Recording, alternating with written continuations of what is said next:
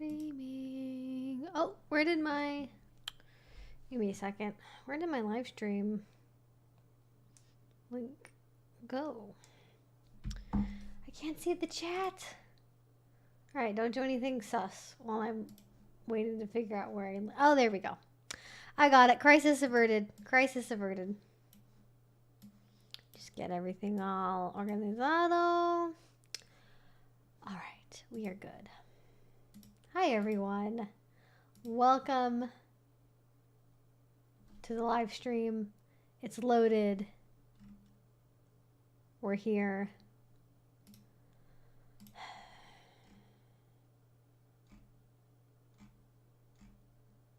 Listen, anyone who's like, oh my god, she's late because I started literally 2 minutes late can just... Sometimes I gotta like spend 2 minutes figuring out exactly where to put my microphone. Okay, we can just be calm. I don't have any patience today. No patience. I'm in a mood. I'm very tired. I will... Don't mess with me. That's the vibe. Hi, everyone. Oh my gosh, there was so many people chatting and hanging out before the stream started. So glad you guys could find the stream and are here and we're hanging out. Obviously, it has been a week of very not so good news. Not so good news for a lot of us here in the States. So just a lot of stress, a lot of things going on. It's gonna be actually been nice weather. It's been warm. It's gonna be 98 degrees on Sunday. So that's gonna love that for us. That's gonna be, I live in a state where people generally don't have air conditioning, so that might be a problem.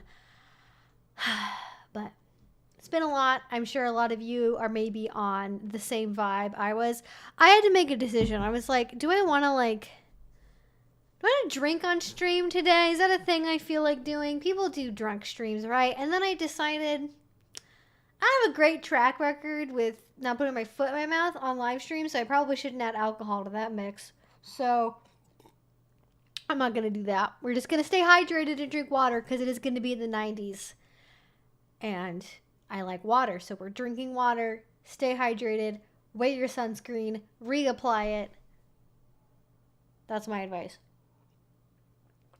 I think I have like downstairs, I think there's like Fireball and like rum and stuff, and I don't really drink anything like that. Like what do I even have to drink if I drink? I need like usually something with vodka, usually a mixed drink with vodka, of which there is not. I'm definitely more of a clear spirit person over a dark colored spirit, you know. Not that I basically drink like twice a year. And occasionally if I'm on a date, I'll have a glass of something and the other person's having a glass of something and it's either only one drink or I'm not driving. So I'm very tired. You can see the dark circles. You can see how much the weight of the universe weighs on my soul. But how is everyone doing this Friday? Are we doing all right? Are we having feelings? Where's the vibe at? I do have some exciting, fun things to talk about. It's not all bad news.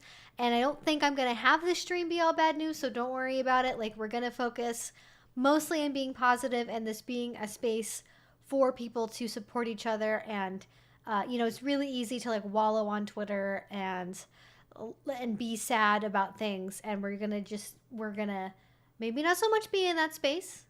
We're going to try and be supportive and be kind and be understanding. And that's where that's what we're doing.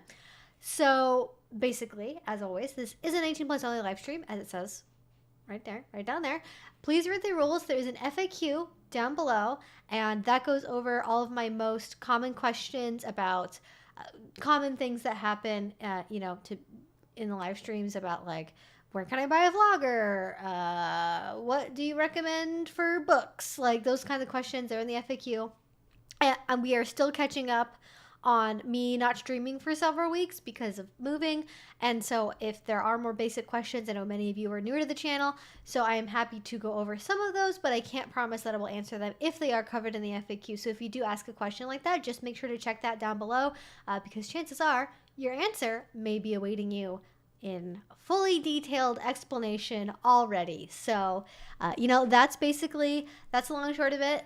Generally on the stream, I try to stay away from politics because politics on YouTube is hot garbage fire, and I don't generally want to attract the kind of people that like get off talking about politics on YouTube. I have those. That's good. Twitter is my quarantine zone for politics. That's where the politics are. I know today with everything going on, we're inevitably going to get into that. But I really want everyone to just focus on being kind to each other and not devolving everything down into like political insanity and pointing fingers. And, again, Twitter is the pillow that we all scream into when we don't have anywhere else to put our feelings, and I encourage you to use Twitter for that as much as you want, within reason, on your own Twitter account. But yeah, let's get in. I'll start reading some comments. I do go through things in the order that they come in, so I recommend asking your questions if you have any sooner rather than later, because I do answer them in order just to be as fair to people as possible. And then when we get towards the end, I'll do like a 10-15 minute warning, and then just try and get through the last couple ones in case we have any leftovers. So the forecast shows a 90% rant. I already ranted today, and it's a lot. I can't I'm glad I have a place where people will listen to me rant, and I appreciate that you guys can vibe with me on that. I've tried to get most of my rants out because I almost feel like, I don't know, I'm not sure how prudent ranting is at this moment. How are we feeling tonight or today? Depends on where you are. I feel very tired. I feel exhausted. As you can tell from the dark circles, I think I mentioned that before. I'm just feeling very, very drained. Very, very drained today. Which I was otherwise, this week hasn't been terrible. I've been loving having the warm weather. I did some gardening. I made some bath bombs. I'm going to make soap later. I've been doing DIY stuff. I've been keeping up with tons of video content. I've been really, really glad about that. But today, it was just, first thing I read this morning, Roe v. Wade overturned. At least we had a warning because somebody leaked. I wonder if did they ever figure out exactly who leaked it? Did they ever figure out this is the guy or the gal that leaked it? I am not sure. Originally, I was thinking that it was going to be a progressive person that leaked it because they wanted to, get people riled up and make it known that the public really didn't want it to be overturned to change the justice's mind. But now, especially since the ruling's gone through, and even before a couple weeks ago, I kind of have shifted to thinking that maybe it was actually more a conservative justices. What are they called? My brain just keeps saying errand boy. What are they? Not secretary. What are their assistants? Let's just say assistants. Let's be general. So I figured it was maybe one of the assistants to one of the conservative justices that leaked it because they wanted to make sure the ruling didn't change, and it being some kind of 4D chess type shit, because that's the world we live in right now. But I honestly don't know. That's my guess currently, and now I just can't believe that happened. I just can't. A clerk, thank you. Oh my god. Can you guys tell? There's proof. I forgot what the word clerk was, and I substituted the word for errand boy. They're basically, aren't they just fancy errand boys? BOI, by the way, obviously. We're gender inclusive with the prescription of errand genders. Hotter in Hades here, SoCal, I checked. And agreed. At least when you're down that far south, AC is standard, and that's not the case up here. There's AC in this place, thankfully. We're going to test and see how well it works. So, You know, I only have had so far, I don't want to jinx it, you know, cross fingers, knock on wood. I've only had one issue so far with my camera overheating during the hot weather on Monday. And it was only for a really brief period of time at the end. So I think as long as we can keep some air circulating around here, and maybe at some point I'll open up the window and, you know, once it, you know, starts getting closer to sunset, I'll do that. And then we'll hopefully keep it cool enough in here to prevent camera meltdown. That's really the goal. I've been arguing on Twitter for about 4 hours now. Oh my gosh. I very briefly started to get into an argument on Twitter first thing this morning when I tweeted my tweet about because the second thing I saw the announcement that Roe v. Wade had been overturned. Like the third tweet I clicked on Twitter was like the top comment was some fucking Canadian that was like, what the hell is America doing? How can Americans let this happen? And I was like, I'm going to need every European and Canadian on my timeline today to not be like, oh my God, we're so much better. How can America let this happen? What are Americans doing? Because a majority of Americans do not want the changes that have been happening. It's a long game. This is not in any way reflective of the genuine will of the majority of the population. And the fact that can happen in a country like the US that is supposed to have all of these safeguards in place to prevent that kind of stuff from happening is very scary. And rather than having a condescending, sneering reaction of like, oh my God, what's wrong with America? Maybe we should be a little bit more concerned because there's like far right elements, you know, fucking Brexit, okay? Like, gonna bring that up. Although Boris Johnson, I don't think is too long for this world when it comes to being prime minister. We'll see what happens with that. I'm glad that not everywhere in the world is as far gone as America is, but there's days when it's fine to joke about, you know, what the fuck is going on in America. And then there's days where it's like, do you really need to twist the knife? There are people who were lined up outside of clinics this morning to get their scheduled procedures done and then had to be turned away. Like, you have to imagine how terrifying that is for people, that they know if they could have gotten an appointment a day sooner, if they had known that they were pregnant a day sooner, that their whole lives would be different, potentially. And I hope that they're able to get the care that they need. I hope that they're able to get the support that they need. But the fact that that happened is just so scary that it could just be on a dime, because that's not normally what happens with laws. Like, normally what happens with laws is that, like, a law gets passed, and then, like, it takes, like, 5 years to implement something. Like, whenever we have, like, let's say we change the standards for, like, the amount of a certain chemical that's, like, airborne that's allowed in gasoline. We would give gasoline companies, like, a solid 5 to 9 years to fully change over their system to completely remove that particulate from their product. And then when it comes to, like, healthcare services, it's overnight. It's literally within hours. It's like after the announcement is made publicly, you're donezo. No ramp down, no scaling down, no sort of everyone that's scheduled now gets to do it, but no future appointments. And that's really scary. So.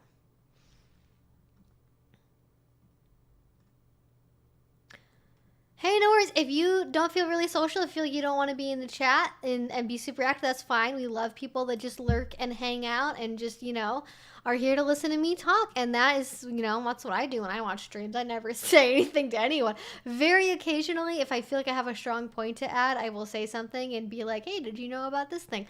But I generally don't even participate in streams that I watch. So, I get it. We're just here to hang out. We're here to, hopefully, be closer together.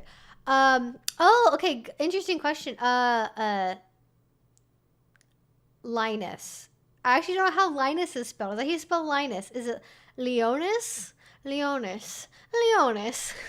Or Linus? Or something else. Third one that's not that.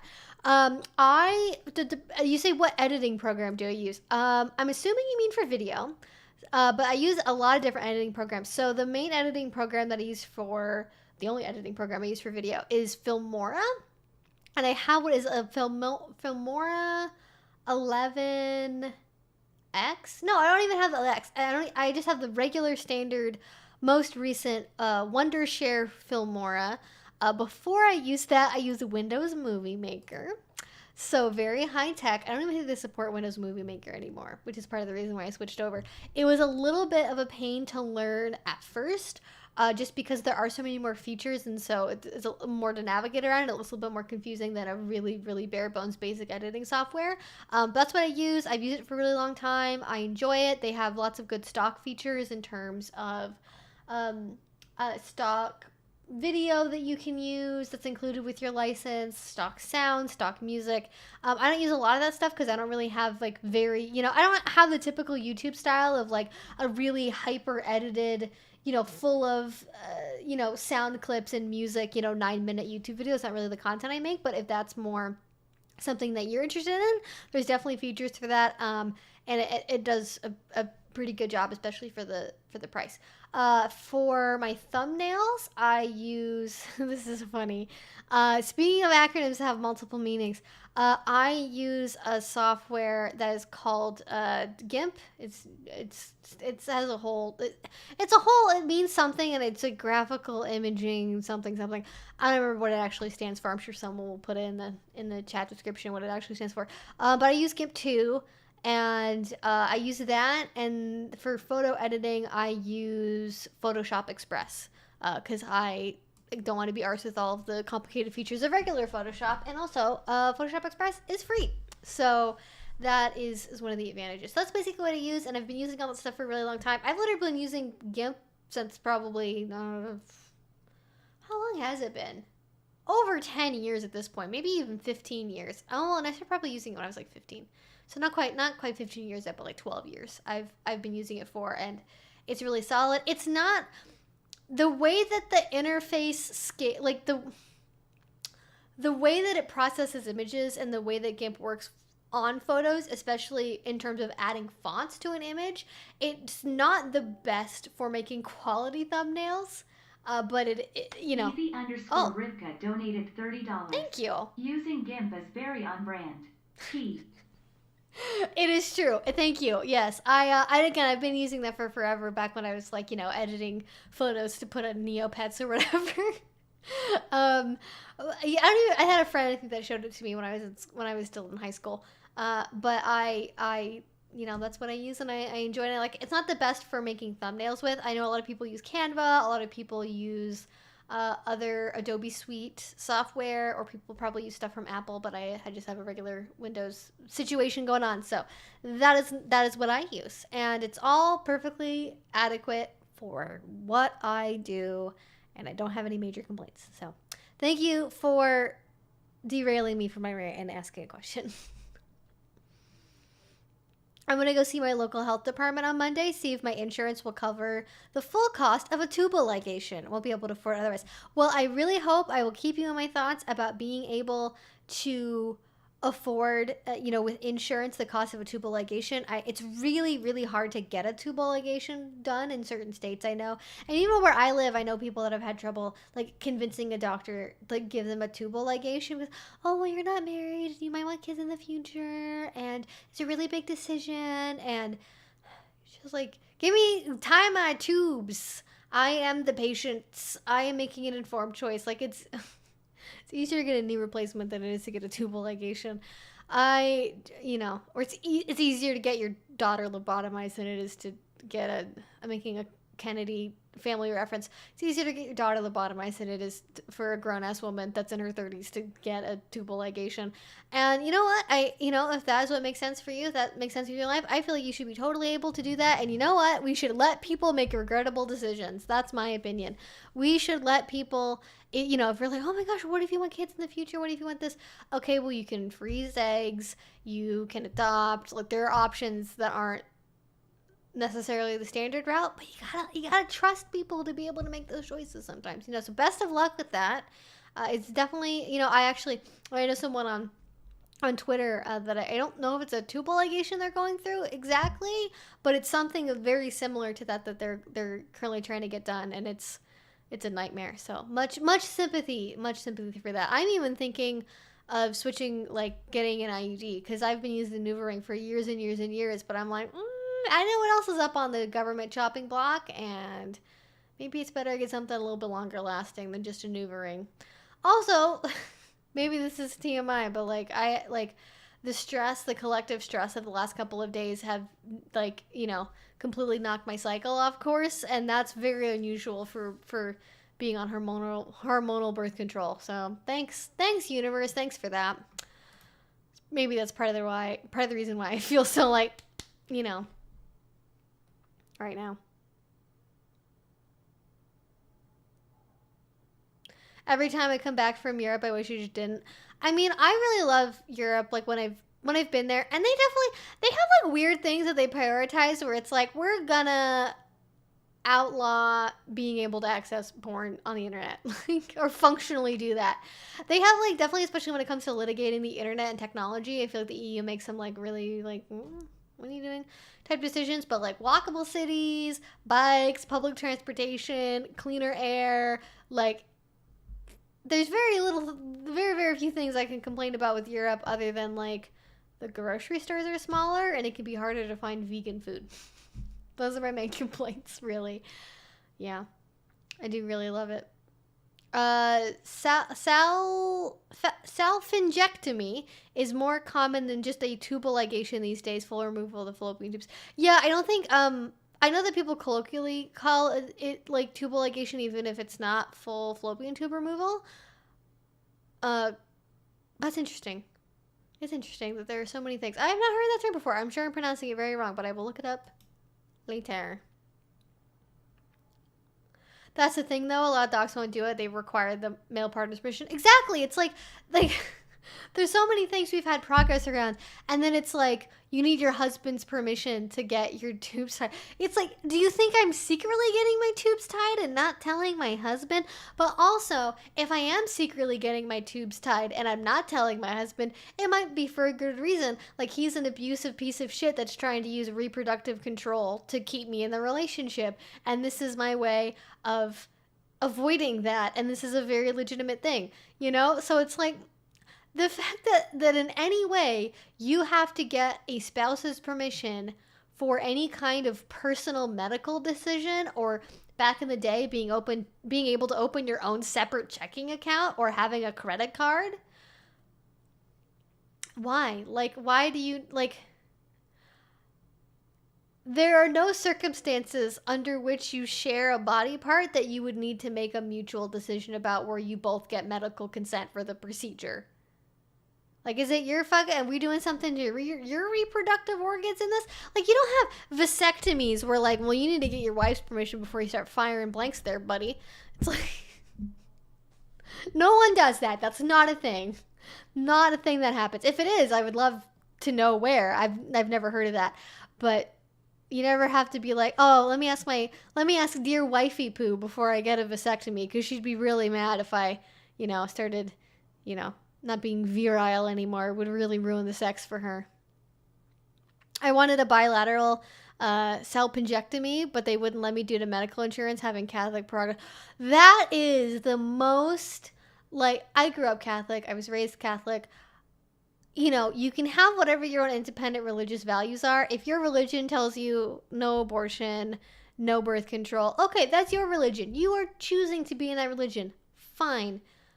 The fact that an insurance company can just be like, well, even though you're a different religion and you don't really have a choice over what your insurance is because it's determined through your employer, yeah, we're not going to cover that procedure because it's against our values for you, a random person, to do something. Because it's not like insurance is enough of, a pain in the butt as it is, even if it is something where they are willing to pay for it. Like, even if something's fully covered, it can take months to get reimbursed for stuff sometimes.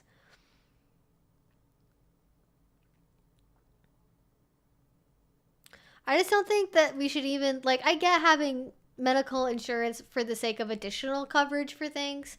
I think that's how Canada does stuff. But, or maybe the UK, I'm not up to date on everyone's health insurance policies. But I just feel like maybe we should just get the government to do it. I kind of wonder if, like, dismantling Obamacare was, like, the first, like when they started to get really horny about overturning Roe v. Wade, they were like, listen, we destroyed Obamacare. We might actually be able to destroy Roe v. Wade. That's kind of, and not the first domino that fell, obviously. It's been since the day that Roe v. Wade became the law of the land. They've been plotting to overturn it through any means necessary. But I feel like, in particular, Obamacare and the idea that there could ever at any point be any level of publicly funded healthcare in this country on a large scale, they were just like, no, we can't have that, because then maybe abortions will be more federally protected, and they're not. So, fun stuff. Fun stuff. Last word is Vaseline gel should be available this year, but that was in 2017. Is that like a male birth control? What is Vaseline gel?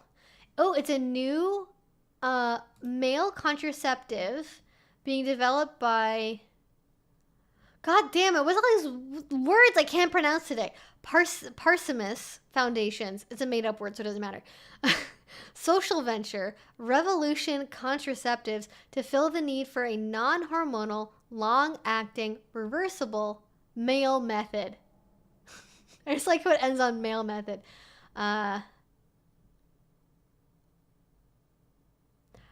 Okay, I don't know. So the problem, despite currently available contraceptives, 85 million unintended pregnancies, 40% in parentheses. Does that mean that 40% of all pregnancies are unintended? Like a little oopsie doopsie baby situation?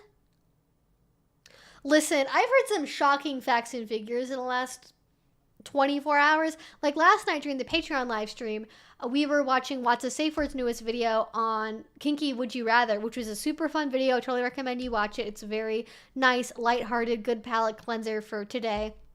And there were multiple questions where they brought up stats where I was like, wait, what? Like there was one where they asked how many people would have sex. Oh, how many people had sex in their parents' bedroom?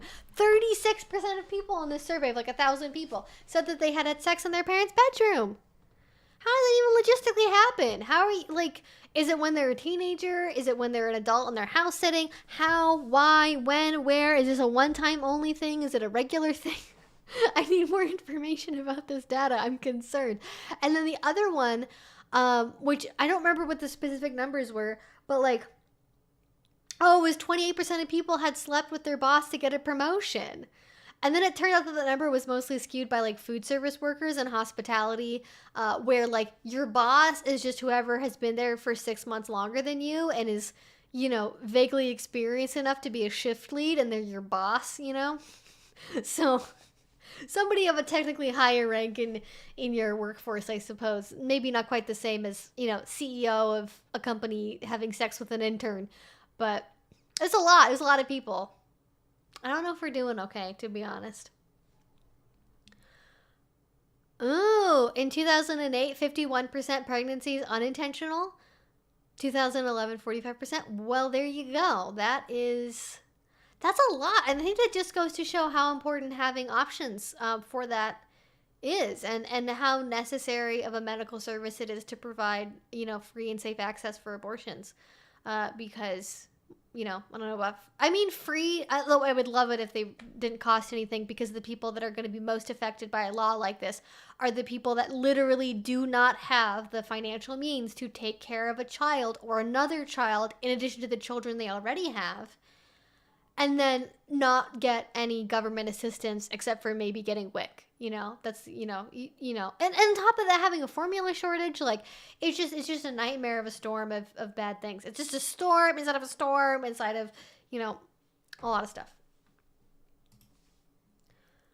Okay, well, this website is saying vasectomy is considered permanent, and my understanding is vasectomies are largely reversible, but get harder to reverse over time. Condoms obviously do have a high failure rate. People are terrible at using condoms. People hate them. Okay, so it's basically a gel. Okay. The procedure is similar to a no-scalpel vasectomy, except a gel is injected into the vas deferens rather than cutting the vas deferens. If a man wishes to restore the flow of sperm, whether after months or years, the polymer would be dissolved and flushed out. Okay, so is it like a It's like a plastic gel, basically. Maybe. Is it like, I haven't really seen, is there just not like enough demand for something like this? Listen, every man in Portland on dating apps brags constantly about the fact they have a vasectomy. Like in Seattle, people don't really brag about stuff like that. I have seen 10 times as many people on dating apps in Portland talk about the fact they have a vasectomy as in Seattle, which is fascinating to me, and I have no idea why that's the case. But, Vasogel is... there's a whole Wikipedia article for it. It says it's still underdeveloped. It's been patented in India, China, Bangladesh, and the United States. Phase 3 clinical trials were underway in India and were slowed by insufficient volunteers. Oh, of course. Men don't want to have their balls messed with. I get it. It's definitely pretty invasive. I would not have wanted to do that and been a volunteer for that for like the first IUDs. I get it. After delays in development, human trials were expected to commence in 2018, which I don't see any other information. By November 2019, ICMR had successfully completed clinical trials. In India, the trials were over, including extended phase 3 clinical trials in which 300 candidates were recruited with 97.3% success rate. No reported side effects. Wow, that is awesome. No reported side effects. I mean, because with IUDs, it's like bleeding for weeks on end, it migrating somewhere, painful intercourse, cramping. There's all kinds of side effects that happen with IUDs. But that sounds really, really good. It says pharmaceutical companies have expressed little interest in RISUG is the name of the thing. One obstacle facing marketing of the product is that men generally perceive contraception as a women's issue. Many men also choose not to use alternative methods of contraception because there are fewer options for birth control for them than there are for women, or they may fear the side effects or may conflict with their cultural religious beliefs. Okay, so it's contraception is a women's issue, but also I'm not going to use alternate methods of contraception because there are no options for me, even though I don't care about getting more options because contraception is a women's issue. And also I don't want to deal with any side effects, even though all of the side effects for women's birth control are, there's so numerous across the board, no matter what method you go with. So...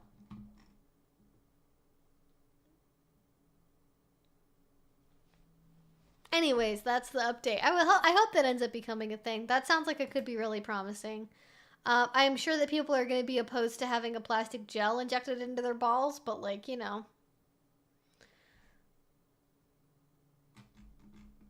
deal with it, I guess. Just deal with it. That's my response. I watch interviews with men about contraception for them. It's infuriating. I have a couple of guys I know, especially like poly guys, polyamorous, that are really into the idea of like male birth control. I think that's part of the reason why I end up seeing a lot of guys on dating apps that are really proud of having had a vasectomy. But it's like, you can't even get a guy to wear a condom, and a condom's like temporary. It's on for like 10 minutes, and it's like, we have no hope. Unless it's a chocolate bar that they can eat 30 seconds prior to sex that instantly kills all sperm. That's the only hope we have. We have to make it a tasty food. We have to do gummy vitamin male contraception. That's it. That's the only thing we can do is fast acting gummy vitamin male contraception. Oh, Jesus. But the thing is that when men get vasectomies, as far as I'm aware, they always get anesthetic. At least in America, no one ever offers anesthetic for getting IUD insertion. You're told to take a Tylenol, tough it up. It's not that bad. It might hurt a little bit. You might feel a little bit of a stretching sensation, and they just sort of pat you on the back. And all the women I know that have had the IUD, either they've gotten it replaced or they've, whatever. like, it's always very painful. Like, I've never heard anyone that's like, oh yeah, I wish I didn't have anesthetic. It was fine. It didn't bother me. Except for maybe women that have already given birth. All the women I know that haven't had children, like, it's very, very painful. And it's unbelievable that they do not routinely offer even some kind of topical treatment to make it less absolutely fucking terrible. But, like, that's routinely what happens when you get vasectomies done. And it's like, of course, because oh no, my pee hurts. I need it to not hurt so much. And then meanwhile, it's like, anyways, women, tough it up. It's like the meme of the two doges where you have the really like buff doge, and that's like women getting the IUD inserted, and then like the little one that's crunched over is like men getting a vasectomy. I wasn't even told to take the Tylenol. See, exactly. Also, anyone that thinks that it's impossible to hurt the cervix because the cervix doesn't have nerve endings needs to have their medical license fucking revoked, as far as I'm concerned.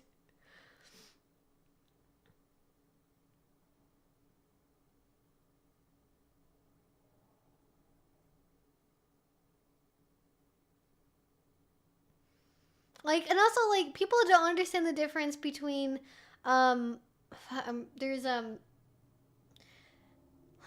there's two different, I think it's called like visceral pain is a different, like, and I don't mean visceral in the sense of like something that's extremely pronounced and obvious, but visceral in terms of like internally. Like, visceral pain is different from superficial pain, right? So like superficial on top of the skin, it's on the outside of the body, and visceral pain is like organ pain and internal body pain. And it definitely happens with IUD surgery. Obviously, I know if they're literally snipping your Vans difference, that's, I guess that's technically more invasive than getting an IUD inserted, but like, an IUD is still like getting a medical device installed inside your body, like, if they could have figured out a way to do it that involved cutting the cervix open that didn't have long-term side effects, I'm pretty sure that's how they would have decided to do it, I know that they do in Europe, from my understanding, is like people in Europe routinely get offered anesthetic or at least some kind of pain reliever getting IUDs inserted, but that's not how it works in America. And also, like, even if you did do that, getting an IUD is also relatively expensive in the first place. And then, like, after that, then, like, like, I don't know if they would do, complete, passed out, getting your wisdom teeth removed type anesthetic, or if it would be localized. But both of those can be incredibly expensive if they're not considered, like, medically necessary, right? Your insurance isn't going to cover it.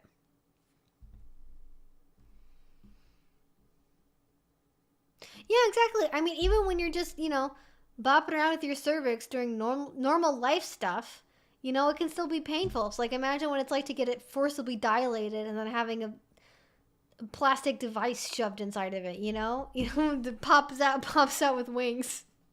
Like, come on. I've heard some people in the U.S. have had twilight sedation for the IUD insertion, rare but less with doctors. I mean, thank God. Like, at least somebody's doing something. And it's hard because it's like people don't, like, are not taught to medically advocate for themselves. And unless you're somebody that maybe has, like, pre-existing issues with, like, being disabled or something else where you've just had to fight medical providers your whole life, like, most people just don't know that they just go with whatever the doctor says. And if the doctor says, oh, it's not that painful, it's not that bad, you're not going to need anything, they're just going to believe the doctor until they fucking pass out in the doctor's office. And they're going to be like, well, I didn't think that was how it's going to go.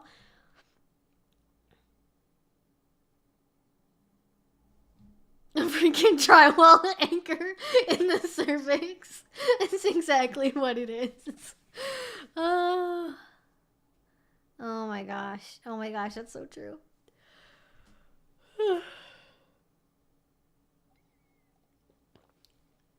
That's why I said routinely, not always. I don't think that everywhere in every facility is going to offer anesthetic, but I know that it's more common in other countries than it is in the US. IUD installation by the wall. Okay, if we brand male birth control as being hardware related, like, it's like they use a really good quality DeWalt appliance to shoot the plastic into your very, very manly Vans difference, will that make it more likely, or should I just stick to the sugar gummy bear vitamin route and just be like, well, we can bribe them with sugar, you know?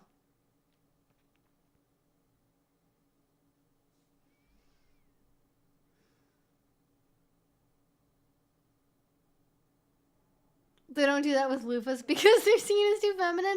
I mean, like, there's the meme about how, like, you know, every man's product is like a 10-in-1, where it's like shampoo, conditioner, body wash, hand soap, lotion, dish detergent, laundry soap, car cleaner, window degreaser, granite polish, stainless steel, you know, cleaner. Like, it's like everything all at once. They're like, listen, if this doesn't do 30 things for me, it's girly. Which is like so weird. That why is that the thing? Male birth control with Bluetooth? Oh my god, what if you could turn it on and off with Bluetooth? Like, it's like a gate inside. Listen, I may have come up with a brilliant idea here. What if it's like a gate where you can, like, sperm on or sperm off? You can just decide if you want it to chamber or a real round or a blank. I don't know why that's so funny to me, but the idea that there's like a little gate that, like, oh my god. To be fair, I'd also advocate for doing that in the fallopian tubes. Like, if that was a possibility where you could just gate the fallopian tubes off. Although, I don't know what will actually happen. Because, like, would the ovaries keep releasing eggs? And when the eggs just get stuck, would that be okay if an egg got stuck in the fallopian tube? Is that dangerous? Does it have to be flushed out? I actually don't know. A lot of brands call loofahs male shower tools. Okay, we're doomed as a society. Axe, or Lynx as it's called here, brings back cringe memories of high school. The boys used to spray half a can of themselves. Oh man, I'm sure they still do that. I'm sure but then now it's like whatever TikTok influencer is sponsored by some kind of male body care brand, I'm sure.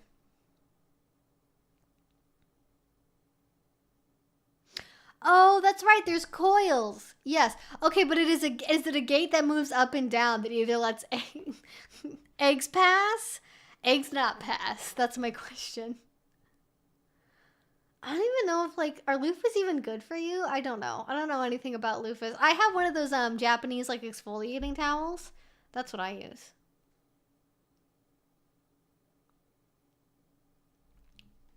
All right, I've completely gone off the rails here. Let me get vaguely back on track. What the fuck we were talking about? What? Testicoils. Oh my gosh, exactly. Is that a dog? Is there a dog by my door? Is there a dog? It's probably not my dog. I'm gonna be sad. It is a dog! Oh my goodness, it's you! You were being so sneaky. I almost didn't notice you, but I knew it was you. I could tell. I could hear the faintest little sound of your little breath by the door. And you were being so patient. And I was like, well, I think that's probably a dog that's outside my door. That's probably a dog that's outside my door. Why is it easier to get a dog spayed than it is for an adult human to consent to getting spayed? to get tubal ligation? It is the almighty bandit. It is the bandita. You knew. You were like, this is my moment. The people need me. The people need me. Yes, the people need you. Yes, yes, yes, yes, yes. Did we run out of fun things to do outside? We barked at all the squirrels. We smelled all the things. We ate all the peanuts that we found on the ground. I found her the other day, and she was outside, and I was like, she's eating. She was right by the door, and I was like, she's eating something. What is she eating? And and then I look, and it's like a shell, and she had gotten up from somewhere a whole peanut, like a whole closed peanut, broken it open, and then eaten the peanut. Don't know where it came from. I'm guessing a squirrel dropped it, or maybe a bird dropped it flying overhead. Have never, like, I know that she loves stuff. She loves unsalted pistachios, are one of her favorite treats. She loves pistachios. She goes absolutely nuts for pistachios. Which is so funny. It's so funny you like it a peanut. It's so funny you like it a peanut. Why? Why do you want to eat the peanut? Is it because it was a gift? It was a gift from the sky? And she also loves eating grass. Just randomly, just all the time. Doesn't matter. The whole time I've owned Bandit, doesn't matter what food I have her on. Doesn't matter if she's, just on little grazing, little. All right, gotta lick the hand. Good girl. Clever girl. Very clever. We learned how to eat the peanut. Very smart. Very, very smart. Learned how to open the peanut. My cat was eating concrete. Wow, I had the most intense cat story. I know somebody's cat that eats flowers. Like flowers that should be poisonous, but are not. But concrete is... What happens? Do you have to take your cat to the vet when they eat concrete? Or what do they say? They say, well, it's done now. Whatever's going to happen, it's going to... Okay. Also, was it mixed concrete or unmixed concrete? Was it dry chunks or wet concrete? Oh my God.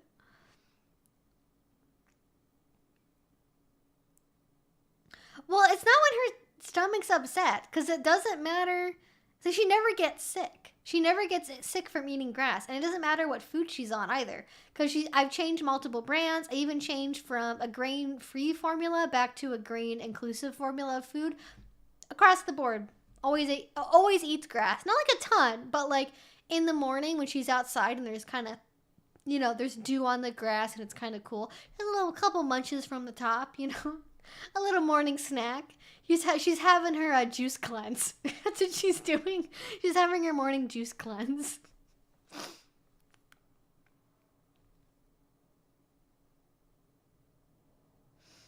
My cat loves Cheerios. If my mom puts them down, my dad puts them down even. If he can't see who did, won't eat them. That's funny. He's like, listen, I only get my Cheerios from approved sources. I will not trust the mysterious floor Cheerio.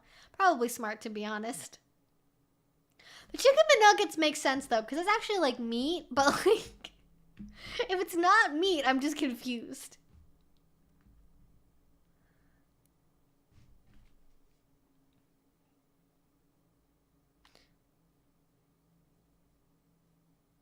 Some dogs just like grazing on grass to supplement their diet. Are you supplementing, honey? Are you taking your supplements? That's okay. That's good. She does get a seaweed supplement in her food. And she also gets a joint oil. It's a mix of different... It's salmon oil and a couple of other things that she gets in her food. But you know what? If you like it, as long as you don't throw up in my house after eating grass, I really don't care. You just have to tell me if anything's wrong, okay? That's the rule. You can't... no secrets. All right, we're agreed. Good job.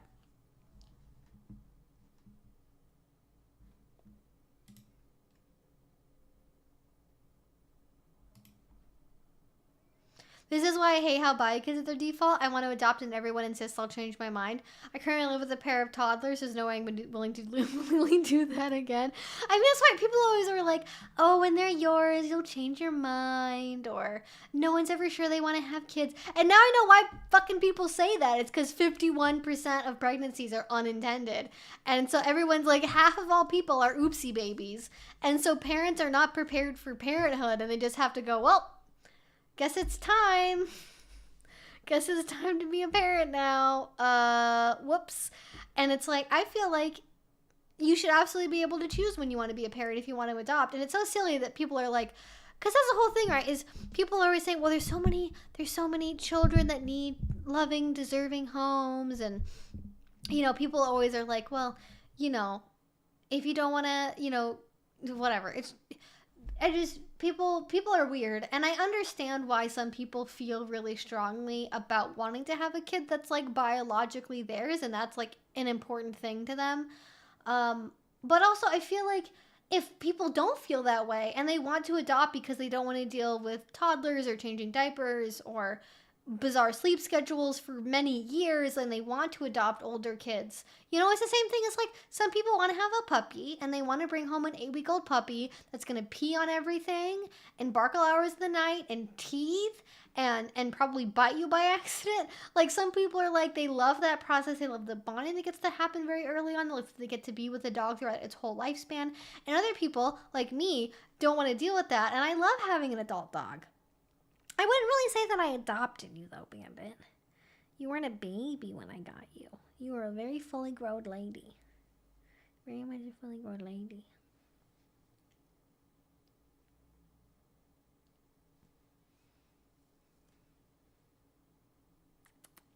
Sometimes I just look at my dog and I get distracted. I'm sorry.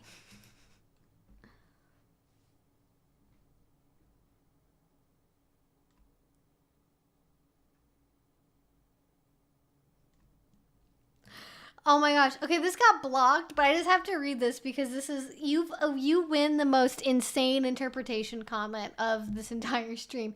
You say you're into medical play and blood play. Is this stream about you fantasizing about castrating males? I'm not into medical play, actually. I'm specifically not into medical play at all, actually. I do not like medical settings. I don't like medical stuff. I don't like the environment. I don't like that it's cold. I don't like the sterility. I'm very, very much not into medical play. The way that I interpret and enjoy doing things like blood play are done in, you know, sanitary fashion, but I don't do them in the context of like, you know, nurse's outfit on a gynecological table. I just don't, that's not my thing. I do not want to castrate men. And the fact that people, and this is why I unhid this comment, I'm talking about this. The fact that people perceive male birth control as castration in wanting men to have the option to have male birth control. Like, that's not everything still works. You're still gonna be, the dick's fully functional. You're fine. It's just that now your sperm isn't going into a place that could meet an egg. And that's really what it is. Oh my gosh. There's like was that a dove? It didn't look like a pigeon. It was like cream all the way over. Maybe it was a rock dove. Oh, hi bird. Bye bird.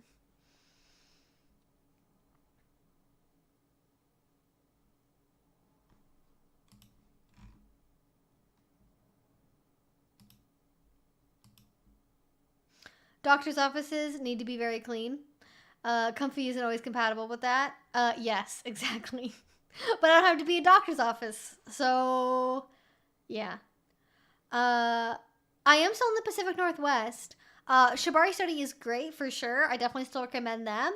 I don't, it depends on where you are.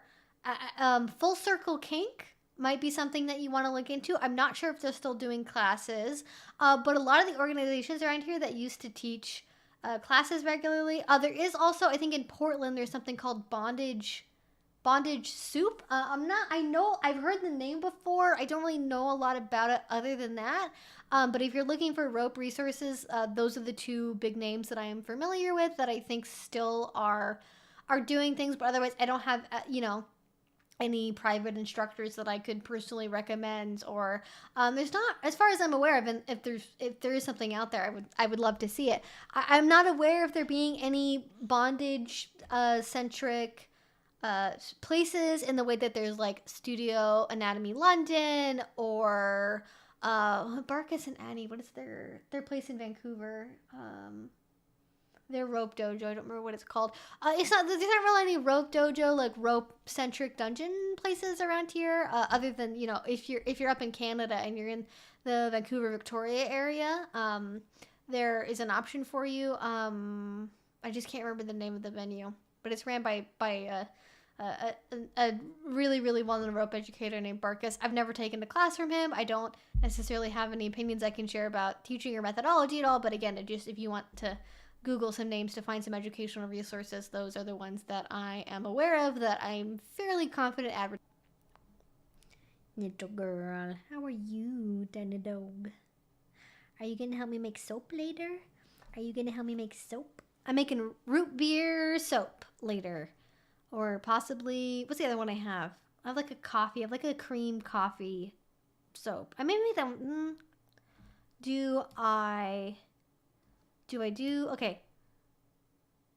I should actually see which one is easier to work with. I should look at the fragrance notes and see which one's harder to work with or not before I'm making a decision on which one. If anyone needs to go camping, Maine is still good for camping. You can stay with me.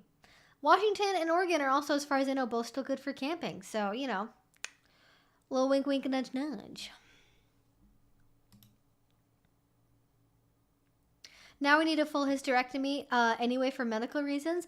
My physical pain would have been a lot less had they done what I needed when I needed it, when I asked. Exactly. It's like people do not trust humans with vaginas and uteruses and fallopian tubes and ovaries to know what their own symptoms are, to know what their pain levels are, to know how intense something is. I know so many women that are dealing, you know, that have dealt with PCOS or endometriosis or, you know, all sorts of things, you know, that are, you know, are very intense things that are very uncomfortable and painful. And they basically just get told, oh, just women problems, you know, or they spend, you know, they spend years getting misdiagnosed or told just to deal with it. And it turns out that they did actually know their whole their bodies the whole time, and that it wasn't actually that they just needed to toughen up and all women go through this. They actually did have something pretty significantly medically wrong, and it can take going through a lot of doctors before you get to the point of actually having that recognized, sadly. Did you find the treats? You found the treats. I've had those hidden for so long. Okay. These are Banditas. Favorite treats. I have talked about these before. They are called Buddy Softies. If you have an older dog or a dog that has dental issues and maybe needs to have stuff that's more gentle for their teeth, I think you can get these on Amazon now, actually, if you don't mind supporting, you know, Jeff Bezos. But they make lots of good flavors. This is the bacon and cheese flavor. They're little tiny, like gingerbread men. And they're really nice and soft treats. So they're good for senior dogs. They do get harder over time. The fresh ones are a little bit softer. But they're nice. They're a little petite size as well. So, you know, here you go. Don't they just look so cute? I love them. They're so adorable. All right. Hi, sweetie girl. Are you going to get your little tree sick? Good girl. All right. Good job. She found the bag, but she didn't get into the bag. So she gets a reward. That's how it works. We haven't had one of those in a while. You know what? We have this under control. Not to worry, everyone.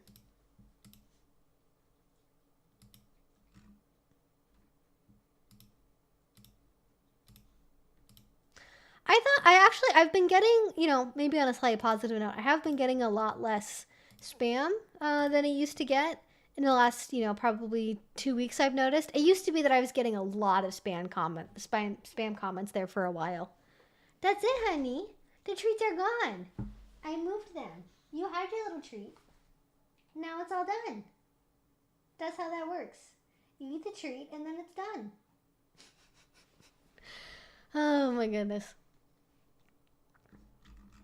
But yeah, the spam bots, I think they've actually been getting better. I don't know if YouTube actually, for once, fixed something and updated something that they've been meaning to for forever.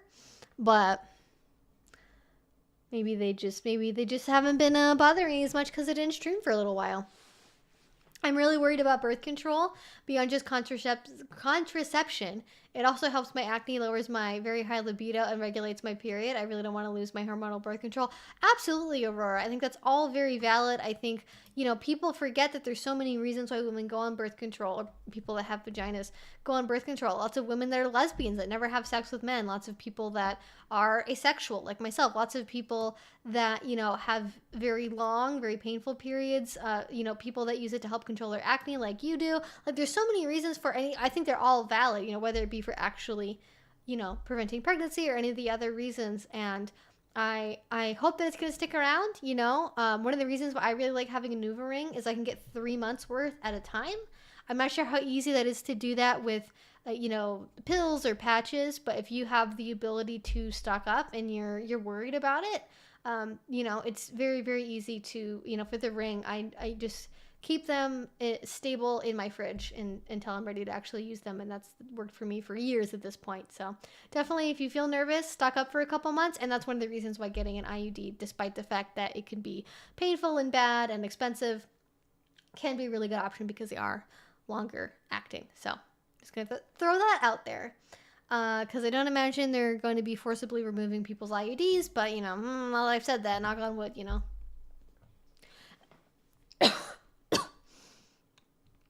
There's a spike in early September bursts that can be accounted for by unsafe New Year's Eve hookups. Oh my god, is that what that is? That's funny. That's hilarious. How do you explain? Because there's more summer babies, I feel like. June, July. Not really so much August, but June, July, and then... Is that Halloween parties? Is that what that is? Because I was born in July, but I was actually due in September. I was due in like mid-September, I think, but I was born the first week of July. I just guess I wanted to be in the world a little bit earlier than normal. A little bit earlier compared to scheduled. I was like, I am not. What would that make me if I was born? I'd be a Leo, right? Or a Virgo? It's like, no. Get that fucking Virgo energy out of here. Cancer all the way. What's your favorite show lately?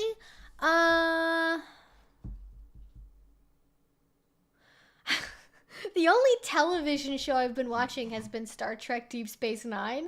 So I guess by default that has to be my favorite. Just because it's the one that I've been watching. I did watch an episode. So there's this TV show called The Boys that I don't really know anything about. So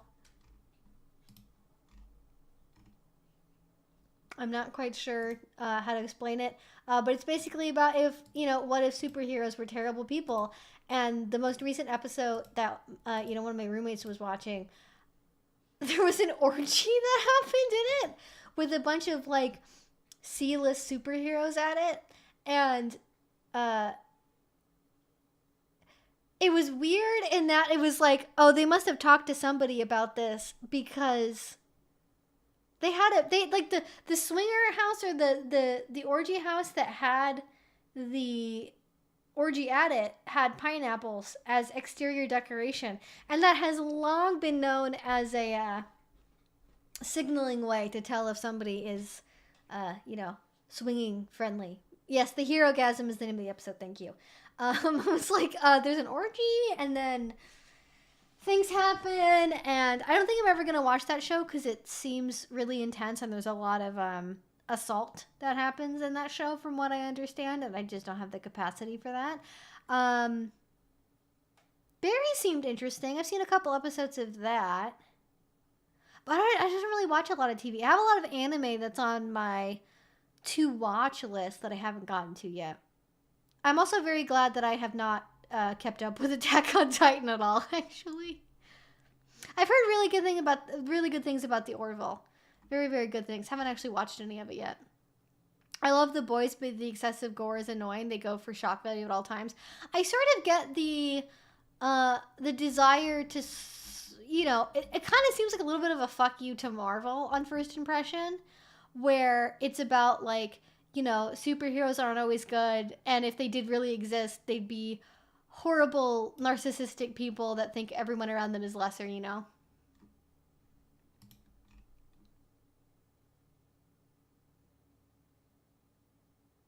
Oh, yeah, I'm not saying that vasectomies are guaranteed to be reversible. What I meant to say, and I'm sorry, I apologize if I misstated this, my understanding is that they are much more reversible sooner to when you have the procedure done, and it becomes more and more likely to be permanent and irreversible the farther away from the procedure date you go.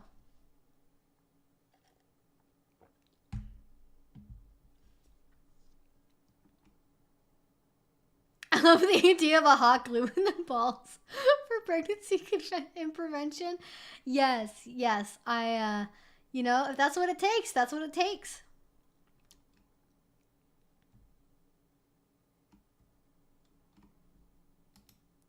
Oh my god, true though. I guess it's time for girls to cage their boyfriends now. Listen, I think this is where we have to make chastity cages go mainstream. You know how there was a trend for a while there of like TikTok, like cute TikTok boys in maid outfits? Is there a way that we can make like orgasm denial and like chastity cages like a little, can we make that more mainstream maybe? I don't know how we'd work that in. I'm sure if we got enough TikTok sponsorships, we could probably figure out how to do it. But I feel like we could definitely normalize and introduce people to alternatives to conventional sexual release. Let's say. Maybe that would work.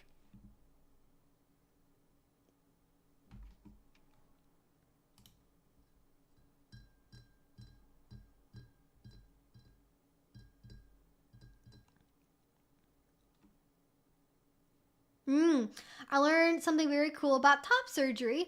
It is possible it's actually more of a reduction, but less feminine presenting and still possible to chest feed. Oh, I did not know that.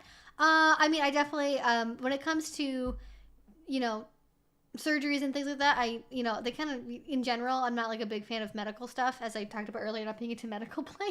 So I don't read a ton about it, but that's really cool. I'm glad that there's still the option.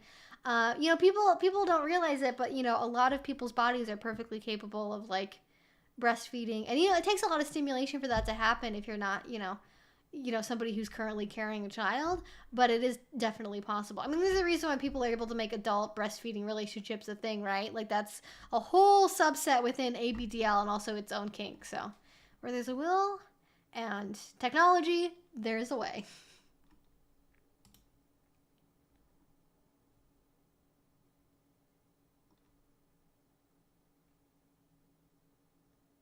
Yeah, and hormones can be like a really big problem for people. Like, everyone's bodies are different. Everyone reacts to different things differently. And certainly there's a lot of people that, with their mental health history, maybe being on hormonal birth control makes their depressive episodes worse or last longer. Maybe it makes, whatever it is, right? It can definitely make it worse. And I think we have to consider that medications and other things that go into somebody's body, it's part of a holistic picture of their whole health. And, for a lot of people, they're on other medications, they have other conditions going on, and certainly, altering your hormones, especially in the way that birth control does, like, can totally change other things and not in a positive direction.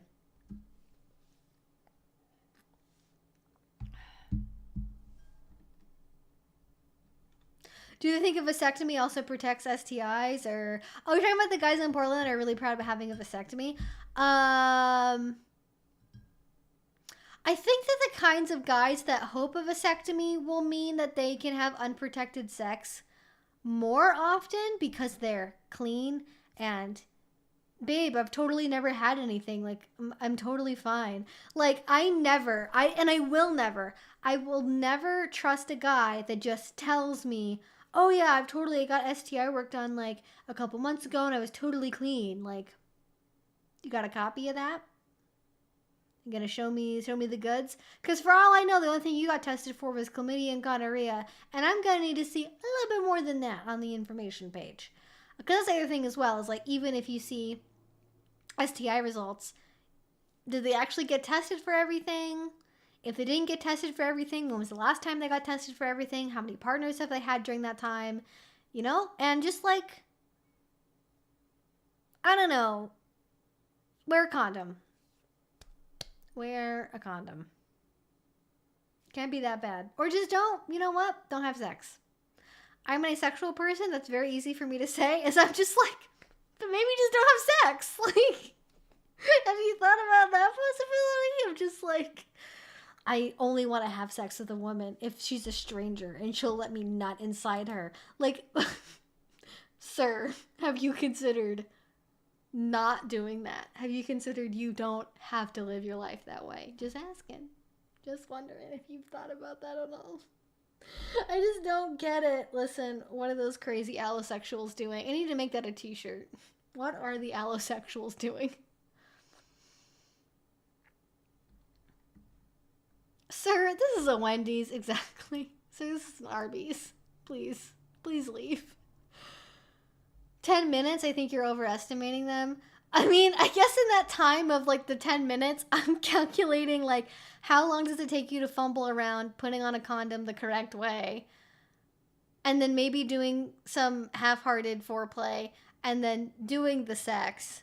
And then how long does it take you to clean up, remove the condom, and wash off?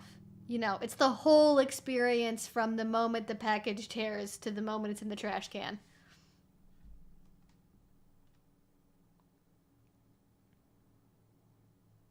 Oh, yeah. No, the pain management and sedation is, and we talked about this with male birth control, is like, that's just like, of course, you know?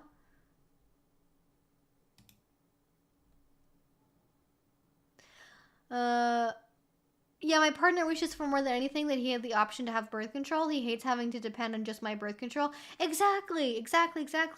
Like, you know, double protection is always better than single protection, and to have the option, you know, because and I think Hannah Witten talked about this in one of her videos, and I need to find the website she went to for this again because it's really interesting, where it looked at the success and failure rate of different methods of birth control with typical use over a long span of time. Because I think those numbers you see from Planned Parenthood of, you know, pull-out method is 75% effective, condoms are 83% effective, NuvaRing is 92% effective with typical use over the course of a single year. Because it's the way that they measure it is number of births or number of pregnancies per however many, you know, 1,000 women or 10,000 women or whatever. And, you know, the longer you're doing something, that data can actually change. Like, the effectiveness of just the pull-out method by itself, nothing else, on a year basis, it maybe is like 75% effective. But then when that's your only form of birth control for like 5 years, it ends up being more like 40% effective. So, like, you know, I don't think it's quite that bad. I'm being a little bit hyperbolic to demonstrate that the pull-out method does not work. But, you know, that's sort of an interesting data point to consider, is that, you know, especially when you're, you know, there's the laboratory perfect use of you are getting everything changed at the exact right time. It was stored at the right temperature. It wasn't expired. You know, you're wearing it for the amount of time you need to wear it for every day. You know, you take the pill at the exact same time every day or within like an hour or two window every day. You don't, you know, get off track. Whatever. You know, all of the different variables that can change that. And it's nice to have more reassurance, you know. Okay, can some explain, maybe it was just because it was only an emoji, why the fuck did YouTube just block a comment that was the trans pride flag? I can't. Can we just cancel YouTube? I'm done. No more YouTube, I'm tired. I can't. Why is it YouTube, in all of its great genius, can discern that a comment with like a pride flag needs to be held for review, but somebody whose username is www.gotomyfreecams, we're better than tinder.com, like, why can't YouTube be like, maybe that comment needs to be held for review? I'm so tired, like, mentally, physically, emotionally. I can't. There we go. See, that worked. Doing 3 in a row and then text afterward, that worked fine. Okay, note to self. If you do text with the emoji, it works, but not just the emoji by itself.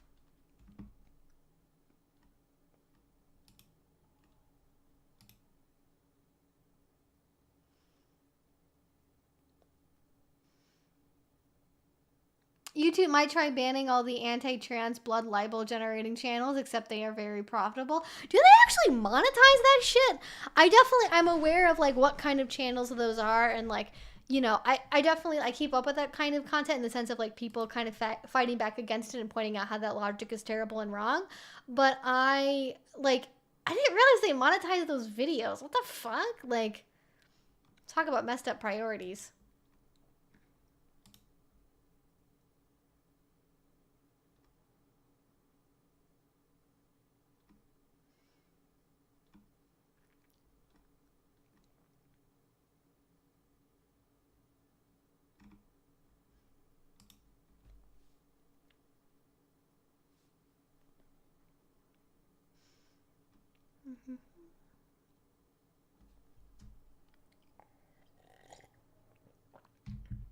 Oh my god. YouTube is recommending them on the front page and the sidebar all the time, so they have to be monetized.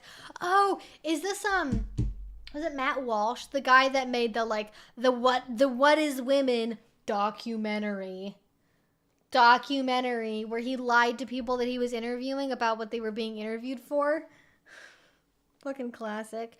And like, I get it sometimes when you're doing like investigative journalism. Here, my hair's driving me crazy because it's really hot. Give me a second. I'm gonna go find a hair clip and clip my hair up. So BRB.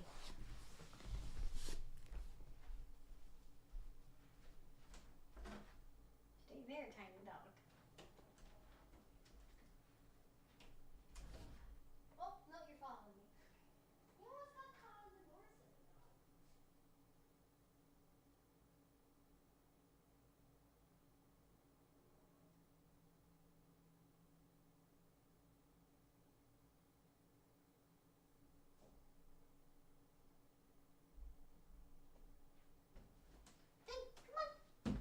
Good girl. There we go. Yeah, we're running. We're running. We got it. Yeah. Okay. All right. Hair is up. Neck is free. Tiredness continues. Okay. Okay. We have like 40 minutes left. I can do this. I should have ordered some kind of... Listen, maybe it's a good thing I didn't do drinking on stream today, because I would be fucking asleep. I would be asleep right now if I actually had anything to drink. Because I don't think I have a particularly strong reaction when I'm drunk. Like, but I'm a little bit more of a sleepy drunk than I think anything else, like in terms of the possibilities. Oh my gosh. So I think it's literally, if you guys only post emojis, because I think somebody did the non-binary. I get the aromantic and the non-binary pride flags mixed up because their colors are really similar. So I apologize. But one of those ones in the heart emojis, they got blocked. So I think it's if you only put an emoji. Oh wait, no. Okay, so somebody just did one again, and it was, and then you, oh my gosh, I don't know. Troubleshoot it, I guess, if you want. Okay. I literally searched trans in the top 50 search results, or transphobic garbage despite being subbed, LOL, to multiple trans creators. What the fuck is that? That is like, can somebody please do a deep dive investigation into the back end of YouTube's algorithm? Because why would you do that? I just feel like YouTube did not learn anything from like the initial wave of like anti-SJW content on the platform, like, 5 years ago, and how terribly that went.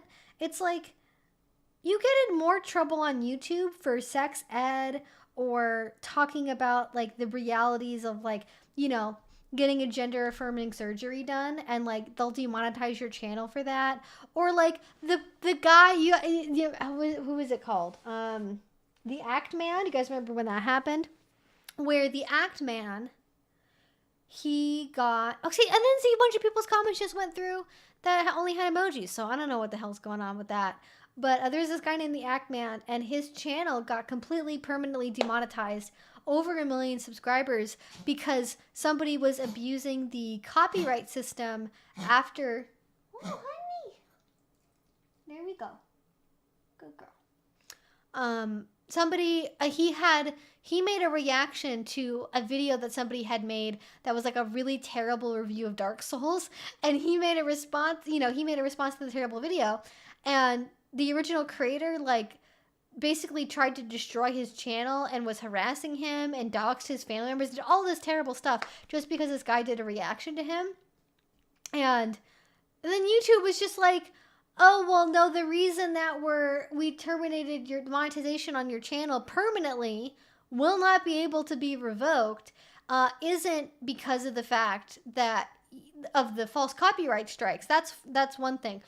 It was because on Twitter, he made a joke about doxing YouTube employees' family members because he had been doxed. And it was a obviously satirical you know, it's an obviously satirical comment that was in a long chain of things that was about expressing the frustration of like YouTube allowing certain things, like not taking this other person's channel down for repeated doxing, repeated violations of the copyright system, you know, repeated instances of actual harassment happening. And he made a joke that basically was like, well, now because of the fact that this Sophie is 114 donated $5. thank you. Someone needs a foot, full body massage. Somebody needs a what? I mean, I do like full body massages, but I will not take that from a stranger on. I wish I could have seen the text for that. Okay. Okay, then the person's pride okay, what is is it the word pride? Is the word pride making it so emojis don't show up in the chat? What in the world? YouTube, what are you doing? Anyway, so this person got their channel permanently demonetized, and then they made a joke about how YouTube was apparently okay with doxing now because they had done nothing about his family getting doxed repeatedly by this YouTuber because of a video that he made. And then he went, well, since YouTube has changed its policies to allow doxing, you know, blah, blah, blah. And it's like, it was clearly a satirical comment because that hasn't actually happened, but heaven fucking forbid. Okay. I feel like, okay, on a side note, I'm going to very briefly mention this because I haven't made a video about it yet. Two things. Johnny Depp, Amber Heard. Sorry, trigger warning. I have to mention this I'll be 5 minutes, I promise. Okay, it'll be the shortest rant you've ever heard on my channel. Johnny Depp, Amber Heard. I think I'm going to make a video, and I think I'm literally going to title it, Why Won't the Johnny Depp, Amber Heard situation just end? Because, like, it's a fucking meme. I have a whole collection on my phone now of screenshots and pictures of, like, I saw a fucking meme on, like, a craft blog that was, like, somebody was making a joke about the fact that, like, soy wax is, like, I don't even remember what the fuck it was. Did I save it on my computer? Where did I save that? Because it was absolutely bananas. And I was like, what the fuck fucking happened here? Maybe, okay, let me find this because it was absolutely the most, nothing, I think I actually screenshot it on my phone. I have to show you guys this because it was the most, like, I just couldn't, like, now Amber Heard is just being treated as code for a crazy lady, a bad thing happening. And, like, there's tons of screenshots of people that are, like, you know, that don't want to come out about their abusers. And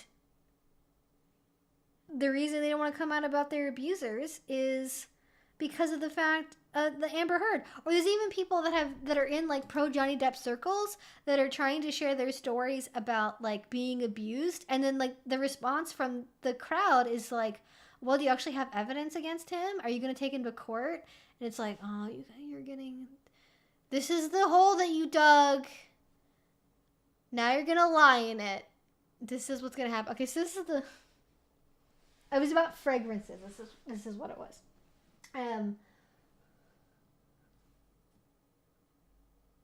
guys see this? About to order more fragrances. I hope the prices aren't crazy. The prices. This was on a craft forum. This was on a craft forum. I couldn't believe this. That somebody was like, this is like I wasn't, like, consciously aware of existence enough during the Monica Lewinsky scandal to remember what happened during that. But, like, the fact that this has been memeified so hard into, like, the stereotypical most insane person, and, like, now it's gonna just happen constantly over and over and over again. And, like, I know people are being told that, like, they're not being believed because of Amber Heard. They're being told by their abusers that they're not going to be believed because look at what happened to Amber Heard. Like, it has really, really bad consequences, and it's just really shitty. Like, this is so unnecessary.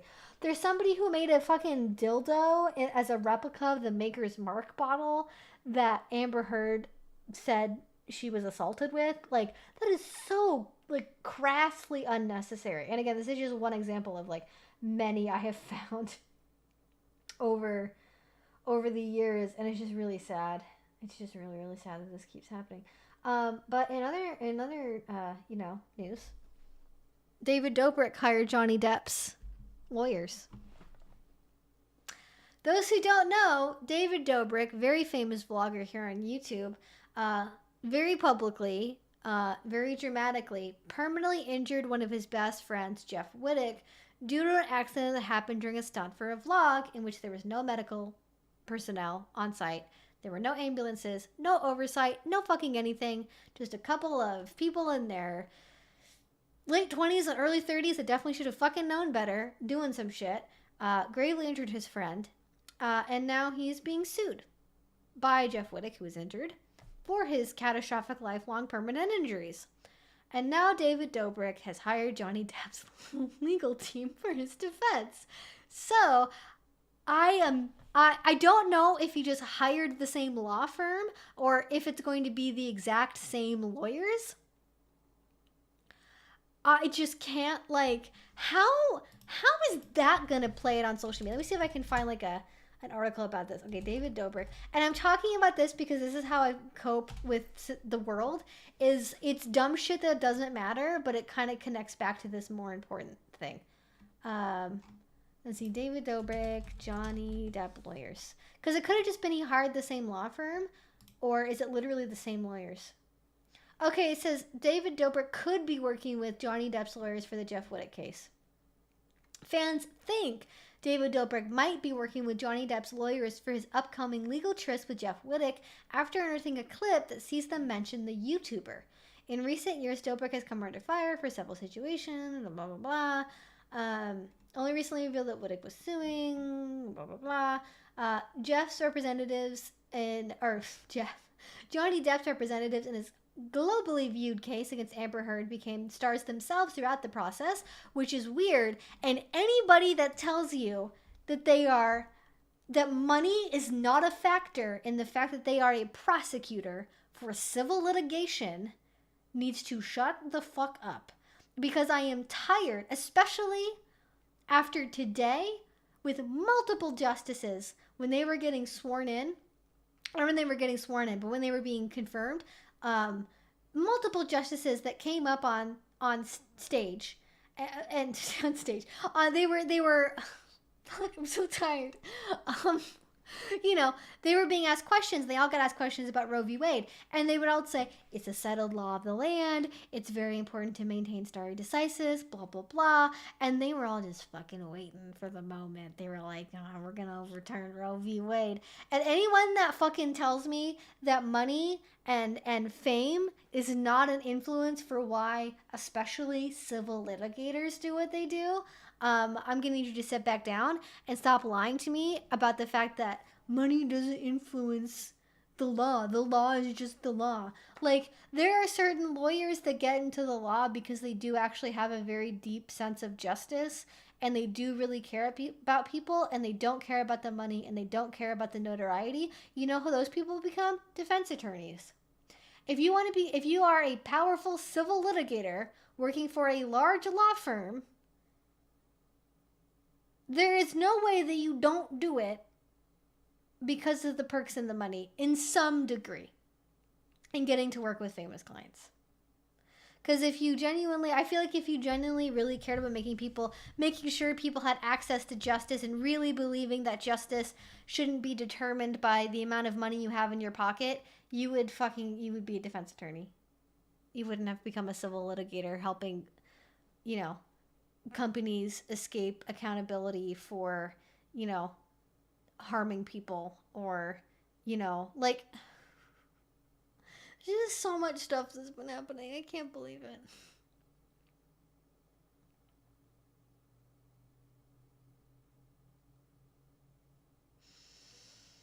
Yeah, exactly. Citizens United. That's a whole other can of worms.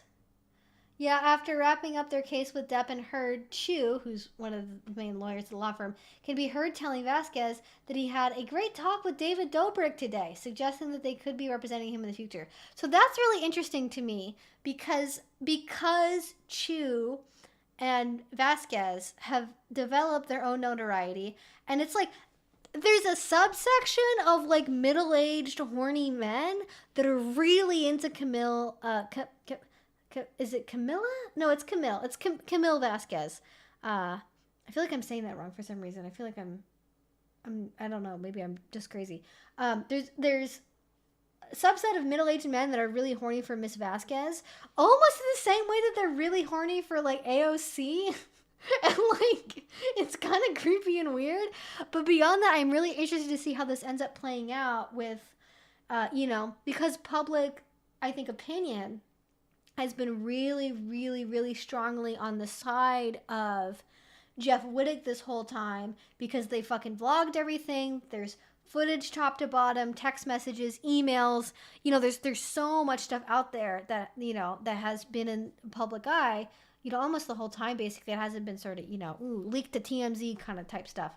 And I think that, there are people that very much support David Dobrik, but by and large, the social media and influencers and people are really behind Jeff Wittig and think that, David Dobrik was, he was really shitty. He behaved inappropriately. He didn't take responsibility the way that he should have.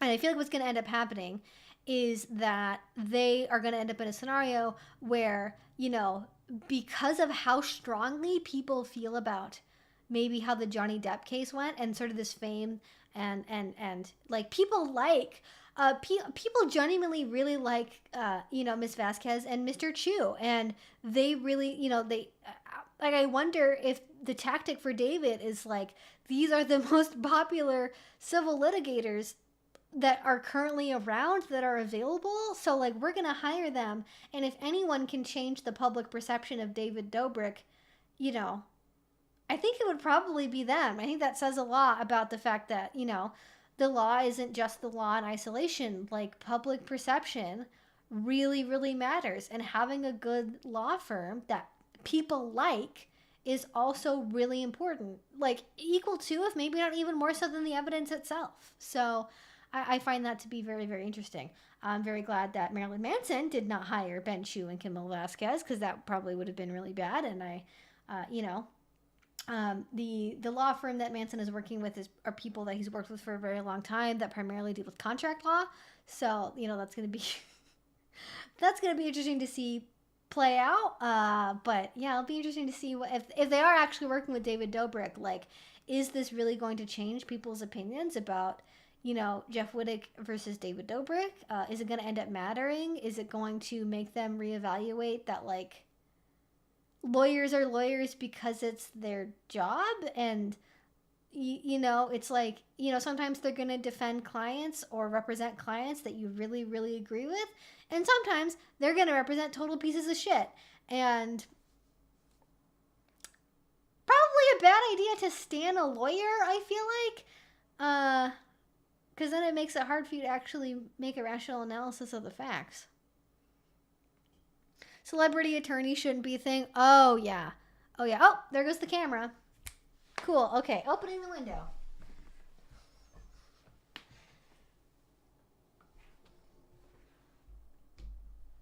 I should put a fan in here again. Oh, it's so loud outside.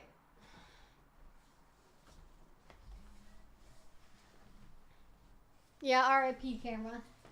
We'll be fine. It just needs to cool down for a couple of minutes. I mean, we only have like 20 minutes left anyways, so enjoy the beautiful ambiance of road noise, I guess, in the meantime. I should come up with something I can put on the screen when my camera overheats. I wonder which lawyer Ezra Miller will hire. Oh yeah, I saw somebody asked earlier about Ezra Miller. I pulled it open on my phone this morning, and then I saw the Roe v. Wade thing, and that kind of took my preoccupation today. But I have seen there was something involving a house and 3 people, and what the fuck was it? Okay. Ezra Miller is just a character. just a character. I don't know how to explain this behavior. Ezra Miller has been accused of sheltering 3 teenagers and their mother on his Vermont farm. Oh, well, no, it's not his. It's they, them pronouns, right? Ezra uses they, them, right? Am I crazy? Or are news people just misgendering Ezra because they don't care? Parents accuse 18-year-old Parents of 18-year-old... Okay, this is what it said. I'm going to be close to the screen now. Parents of 18-year-old activists accuse Ezra Miller of grooming daughter with cult-like behavior. While the parents allege Ezra Miller uses violence and intimidation to control their child, the 18-year-old spoke out about experiencing emotional and psychological manipulation by parents. Oh, this is from earlier this month. What was the thing that happened earlier today? Okay, I guess everything that's referencing the most current development is just not respecting the they, them pronouns, so I'm going to have to read this and substitute it. Ezra Miller, housing a mother and 3 on their Vermont farm, includes firearms and cannabis. Cool. Well, at least there's no Juul vape pens, because if he had a Juul, then they definitely come knocking on his door or on their door. The Flash actor Ezra is one of the shadiest stars in Hollywood. That's accurate. After a series of erratic behavior, a new report alleges even more concerning activity involving children. The 29-year-old actor is housing a 25-year-old mother and her 3 children. Wow, 3 children by 25? Can't relate. Age 1 to 5 at their home in Vermont. The property reportedly doubles as an unlicensed cannabis farm and is a hub for firearms.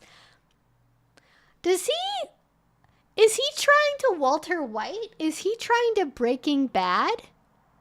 What is happening? Oh my god, do not even get me started on Gabby Hanna. I literally have never watched an original piece of Gabby Hanna content at any point in my life, and I'm very grateful. I just do not. I can't. I just can't. No Gabby Hanna. I know that she's returned to the internet recently, but it's been like posting compilations of her TikToks. Is that accurate or something else happened? Yes, Ezra Miller is they, them. A lot of people just think transphobia is okay when something does something bad. That's the fucking truth. Anyways, back to the story. While I was writing articles on Ezra's arrest and a series of erratic behavior, I suggested that they deserve to be behind bars. However, there was a time... they were time and again released to create more chaos. Now, a new report suggests that Ezra is housing a 25-year-old woman along with her kids, age 1 through 5, in an unsafe and chaotic situation. The Vermont farm owned by Ezra has unattended firearms and assault weapons, quote, just lying around their home on the cannabis farm. Moreover, one insider source revealed that the 1-year-old child even placed a loose bullet inside of her mouth. Purported footage shared with the publication also reportedly shows guns propped up next to a collection of stuffed animals. What the... Where is this footage? Who got this? What is happening? Meanwhile, the father of her children denied all the abuse allegations. Wait, abuse allegations from Ezra or allegations that he was abusive? I'm confused. I didn't get that part of the story. Denied all the abuse allegations and said he was simply concerned about his kids being around drugs and guns, as any rational parent would be, I would assume. He said, I got a bad feeling in my stomach. I do want to go get my kids. They mean the world to me. They claim that Miller had flown down the woman and their children to Vermont from Hawaii. Oh, wow. That's a long-distance trip. Well, the 25-year-old mother had a different version of the narrative. Ezra allegedly met her in Hawaii, and the woman claims that Ezra had provided the family with a healing haven and a safe environment after they pulled her out of a toxic relationship with her ex. The mother of 3 said, Ezra may have firearms for self-defense purposes, and they are stored in a part of the house that the children never go in. That is not the same as having your guns in a safe, for the record. Just being like, oh, the kids won't get in there. Listen, kids go looking for Christmas presents. They go looking for birthday presents. They go play hide and seek and try to find the best place to hide in the house. You're trying to tell me, oh, the kids never go in there. The kids are going to go in there, especially when they get old enough. Do never think that as an adult, you can find a better hiding place for your weaponry than a child looking to find the best hiding place for hide and seek, okay? Just pointing it out there. Put it in a fucking safe. You know? Wear a fucking condom. Put your gun in a safe. Okay? That shouldn't be that hard. However, the report reveals text messages between the father and a Vermont social worker who said that they had visited the house on May 16th and that the kids looked good, but the worker had more work to do. Oh, there's like a whole post in Spanish? What the fuck is this? El vato me preguntó por qué me veía tan triste y me dijo que la vida es bella, que a la veces también se pone triste, pero siempre carga la bonita. Como sus amigos y familia me contó que a veces también su asusta cuando tiene nuevos momentos. Okay, I don't think that's really relevant to what's going on, but it's like there's a whole thing in. Sorry, I realize I'm whispering Spanish into the fucking microphone, but I can't show you guys because my fucking camera's overheated. But like I was trying to figure out why that was posted in this article. But anyways, I guess this is this from like the woman's. I guess this must be from her Instagram account. Anyways, Miller's unraveling public persona continues to come to the light. This isn't the first time that Miller has come to the light for their erratic behavior. In mid-June, they were accused of harassing a young girl while grooming and blah, blah, blah. Okay, I think that's pretty much it. Okay, so they maybe have a farm in Vermont that they are hiding. I'm going to see if I can...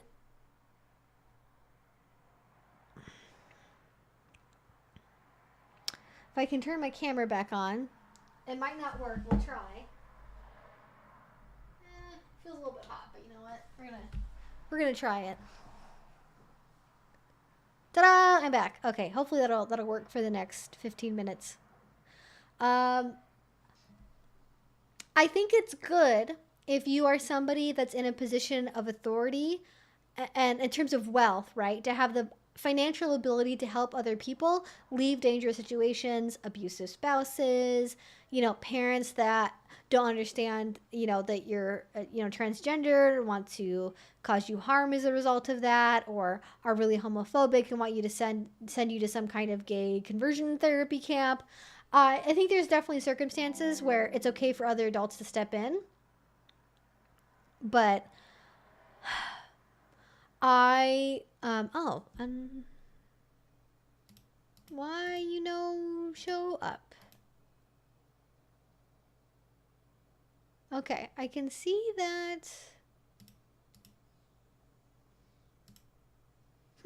That's interesting. Oh, there we go. I can see it now. Okay. Exactly. Yes, I'm alive. I think that's good that people want to help out and help people out of dangerous situations. It is interesting to me that there is this pattern of Ezra wanting to save people.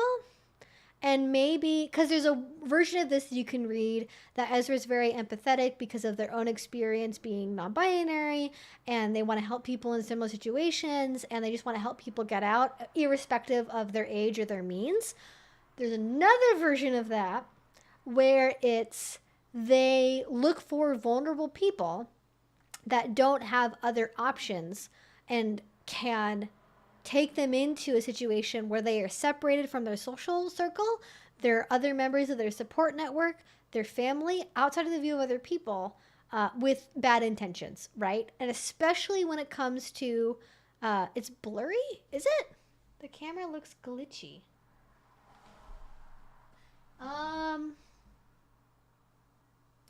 The glitch is intense. That may be on YouTube's end. Let me look at this. Oh, it's the bit rate for my stream. Why is my bit rate? Okay. Why is my bit rate so low? What's happening? I do not know what is happening. My bit rate is like 900 kilobits per second. That should not be what happens.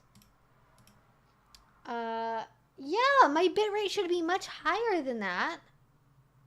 It should be like, I have the setting correct. I don't have it like, smart buffer. What is happening? Why is that?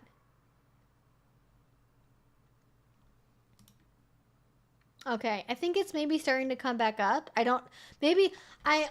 To be fair, I am no longer on fiber internet, so this could just be an internet thing that's happening. I'm not sure, but hopefully it's it's fixed.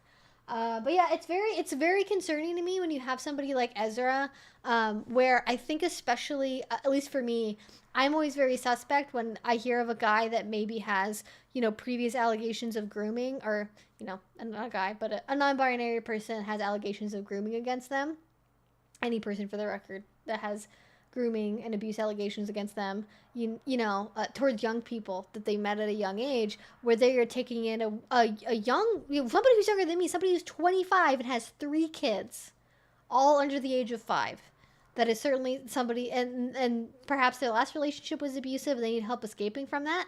There are a lot of people with bad intentions in the way that they are attracted to children that purposely look for women in disadvantaged scenarios that have children that they need help supporting, that are young and impressionable, and they're separated from other family members, separated from the father, separated from, again, outside support and outside resources beyond friends and family and other parents. So that is very concerning to me, because that reads like a lot of scenarios you hear about where it's, somebody wants to, it's sort of Lolita-esque with the I want to become the stepfather because I'm attracted to the stepdaughter type deal, which is,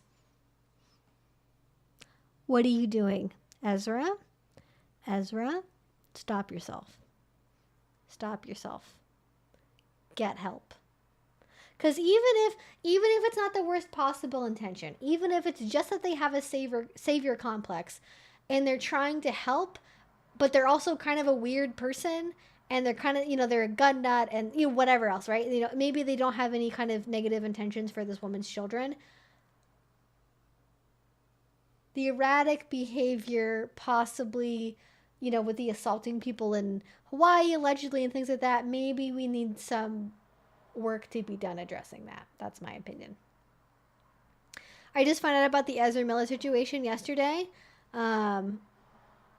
What exactly is going on? I kind of tried to summarize it. Basically, Ezra Miller, actor in The Flash, has been accused of, now multiple times, grooming people from a young age, taking them away from their family homes, having them leave high school, etc., to live and or stay with Ezra in some capacity, in a way that maybe involves facilitating drug use, alcohol use, for potentially nefarious purposes. And now also, apparently, in a weird twist, maybe has a woman and her 3 children living in a Vermont house with him after supposedly helping her leave in with them in a from a potentially abusive situation with husband. So I don't know, it's all very strange, all very, very, very strange. My stepson is 16, about to be 17. He's definitely 100% still a child still. I mean, exactly. Like, I just don't get it. Like, there are people that, like, I'm like, I can't even imagine being attracted to somebody that's, like, 22, let alone, like, in high school still. I don't get it. I'm not saying that it's impossible, but I question why. I just don't get it.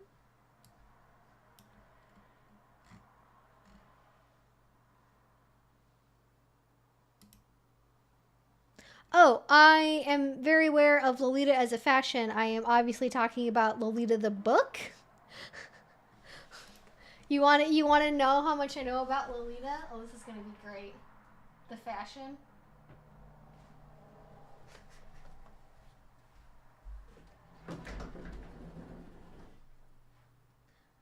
This is just blouses that I own for Lolita fashion. I own there's probably like 50 blouses. I've been collecting this shit for years. You guys can't see this side. This is the side that all the dresses and shoes are on, but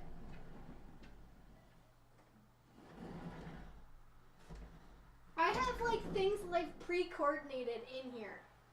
Like, I love it whenever I get to reveal to somebody that thinks I don't know the difference between Lolita the book and Lolita the fashion, that I very much know about both in great detail.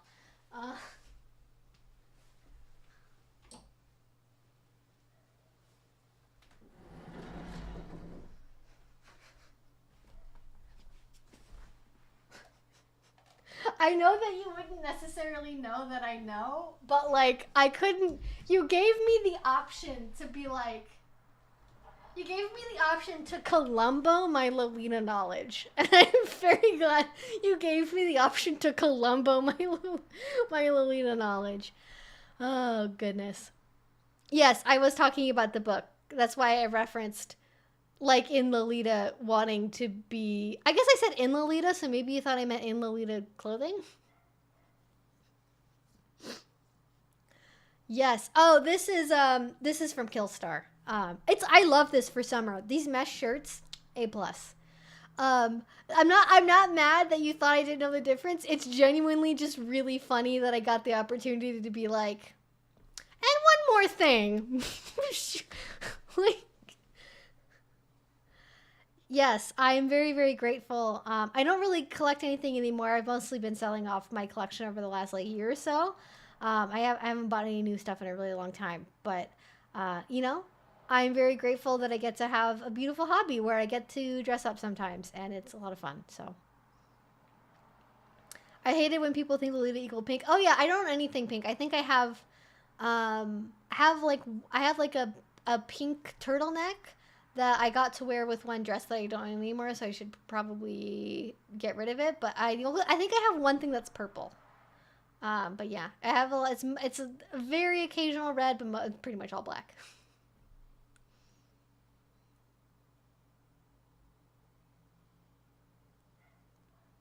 I mean, hey, if you get an opportunity to pimp your clothes, rock on. Yeah, I very much. I don't get to wear it a lot anymore because nothing's open and I don't go outside, which is unfortunate. But I have definitely there's stuff that I know if I sold it, I'd never be able to find it again. So I'm hanging on to it. But a lot of it has gone on to other things. But like blouses are great because I can wear those with normie clothes. Like there's a lot of blouses that I can wear. It's actually here. I'll show you guys. There is.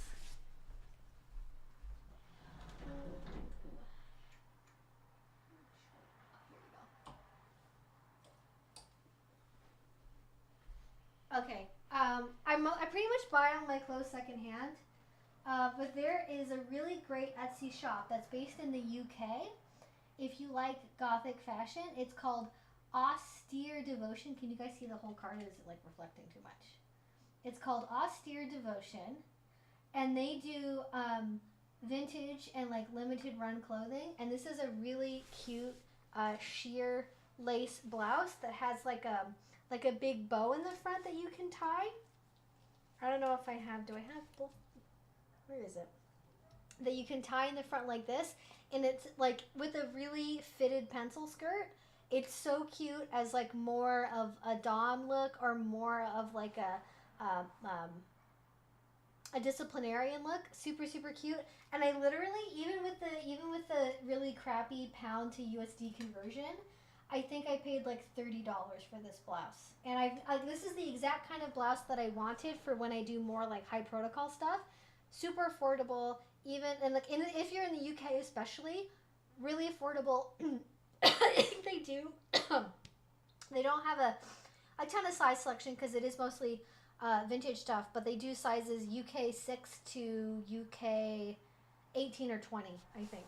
Anyways, so I still have the tag on that, so I wanted to show you guys that because I get asked about clothes sometimes and what to wear for BDSM parties, and especially if you are somebody that is looking for stuff to wear and they have more stuff that can be kind of butch too, but if you're looking for like feminine ways to dress in a more dominant fashion for parties or stuff that maybe goes more with like a high protocol setting or like a dinner, they have lots of blouses and dresses and things, and it's affordable, it's secondhand, which is great. So if you don't want to wear mass production clothing and that's something you want to avoid because whatever reason, definitely a good option. So anyways.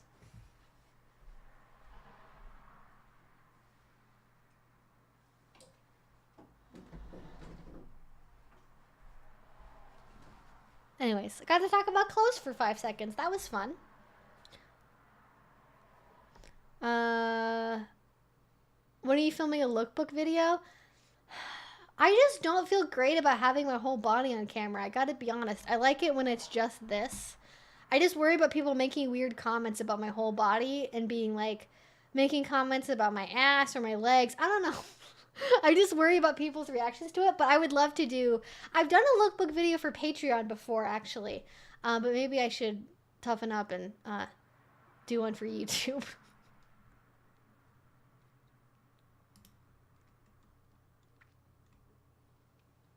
Oh, thank you. I'm glad that you like the wardrobe. Man, I wish I had a t-shirt that looked so cool and badass. This is literally from Killstar. I think you can still find it. I got it on sale. Well, okay. I did get it on sale. So maybe they didn't. I don't know if this is a cultural thing. I don't know if other people do this.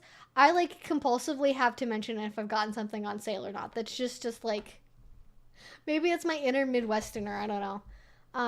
I think they still, if you go to Killstar, because I actually wanted to get another one of these in a different design if they had one, because it's so comfortable. And it's really flexible sizing, obviously, as well, because I think this is unisex, so.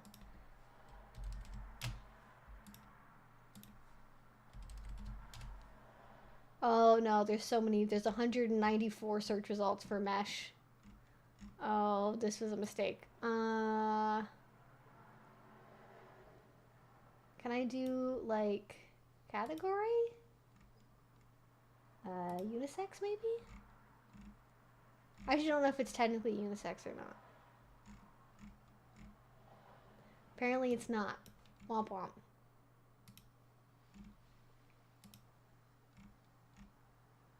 Oh, product type. I guess it would be... Now I'm trying to find it. Not t-shirt. What would it fucking be? Anyways, I know that they have this on Killstar, and it was probably under $30, so. Oh, yeah, they have it that's really similar. They have plus size as well. Yeah, it's like 20 or $30. But like Killstar, always wait for a sale. There's no reason to ever pay full price for Killstar. And you can find a lot of it secondhand online as well. Lots of ways to get Killstar secondhand. This is one of the few things actually I have from them that I bought new. And I'm glad I did. I wear this all the time. I've gotten this is my favorite summer shirt probably.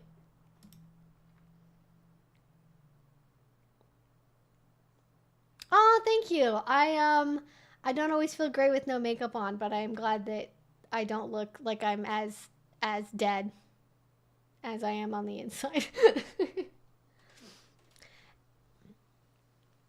If at all I do go looking for that kind of t-shirt, I get all sorts of unnecessary stuff on the t-shirt with horrible color schemes. Yeah, fashion is weird right now. We have like a weird, it's very like 90s revival, but it's different enough. Like there's, I don't know. The word astroturf comes to mind for some reason. It feels a little bit astroturf. Okay, yeah. I think it's called a mesh boyfriend tee on the Killstar website. A lot of them are on sale, it looks like, actually. There's a couple, if you are plus size, you can get for literally $15. So, again, I love a good sale. I am dying to ask this question. How the hell do you have such amazing skin? I don't have amazing skin. As you can tell, I have blemish here, and I have some post-inflammatory hyperpigmentation right around here, and then here as well. But what I have found to really, fuck it, we're just doing everything. I'll get my fucking skincare bag. Let's go.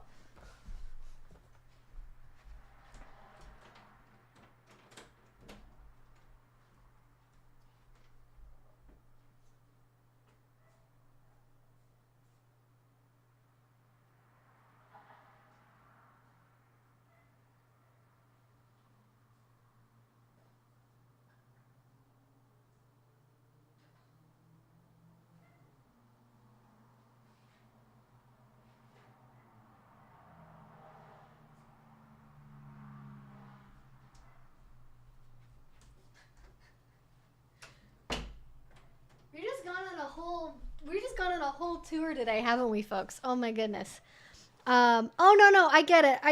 I'm really pale, and so it takes me like literal months to get rid of post-inflammatory hyperpigmentation. So I get it. I feel like I actually have really uneven skin tone, more so than it looks like that I do on camera. Like I definitely like. I sometimes actually feel insecure about being on camera. Maybe I'll just get really close so you guys can tell.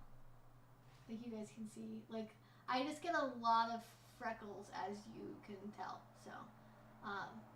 You know, all of this is freckle development from being in the sunshine. But you can see you have like a mark there, a mark there, a mark there. So my skin's not perfect, but okay. So this is like the current routine, and we're just gonna I get to lecture you guys about sunscreens. So that's always fun for me. So the cleanser I'm currently using, I actually really enjoy this, and I wasn't expecting to. I never get to talk about skincare, so we're doing it right now. So this is the Lactoglow Micro Polish Resurfacing Cleanser, and this is lactic acid, malic acid, tripeptide 38, and jojoba esters. And this does a really good job of removing makeup, and has a really nice texture to it. It's a really nice gel texture. It's not overly drying either because of the jojoba esters.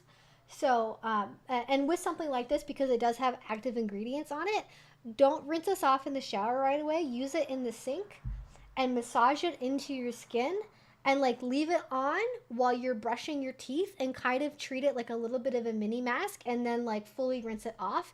And the reason I use a cleanser that has an acid in it, and specifically with I think this has both AHAs and BHAs in it. I follow up with another acid treatment, which is the Mandelic and Superfood Unity Exfoliant, which is 3% AHA, 2% BHA, and 1% PHA. It's alpha hydroxy acid, beta hydroxy acid, and then I think it's polyhydroxy acid is the P. And so they work for different things. Basically, because this is a combination of a lot of different stuff, it does a good job at reducing blemishes, especially things like blackheads. Does a good thing. With reducing fine lines and wrinkles and discoloration. And I start out with acid products because I am trying to lower the pH level on my skin and get it, because your skin has an acid mantle on it. So I'm trying to get my skin to start out with a little bit more of like an acid base on it, because I follow up with vitamin C products. So people don't like this. It doesn't have good reviews on it. But here, I'll show you guys this. By the way, guys, if you are on resale websites, if you use OfferUp, Mercari, Poshmark, so many people sell new, completely legit, just new, sealed, like they missed the return date on Sephora or whatever, and you can get stuff like this for way cheaper than you would get it for normal retail. So this is, and I like this one because it's a glass bottle, and it's 4 ounces, so it lasts you for forever. And then I follow this up with vitamin C, because vitamin C works more effectively and alongside an acidic environment, from what I understand. And this is the CeraVe Skin Renewing Vitamin C Serum, which a lot of people don't like for some reason. But I think the reason they don't like it is they don't know how to use the packaging correctly. So you have to keep this little plastic ring on here, because if you don't do that, it is very easy for this to start leaking out and for it to start to get oxidized and discolored, which is going to make the vitamin C not work. And the vitamin C renewing serum and vitamin C products in general, there's a lot of them out there right now in the market that are becoming really popular. This really helps with discoloration. All of this is really designed to work with discoloration, because that's the main shit I got going on in my life. If you are dealing with acne, and actually if any kind of wound cleansing, honestly, having pre-packaged saline is great, but if you want something that's kind of bump that up to the next level, I use the Bryotech Tropical Skin Spray. This is a hypochlorous acid solution. I think it's like 0.02. It's something. It's not even like worth going over what the percentage of it is, but this is what your body naturally produces on its own.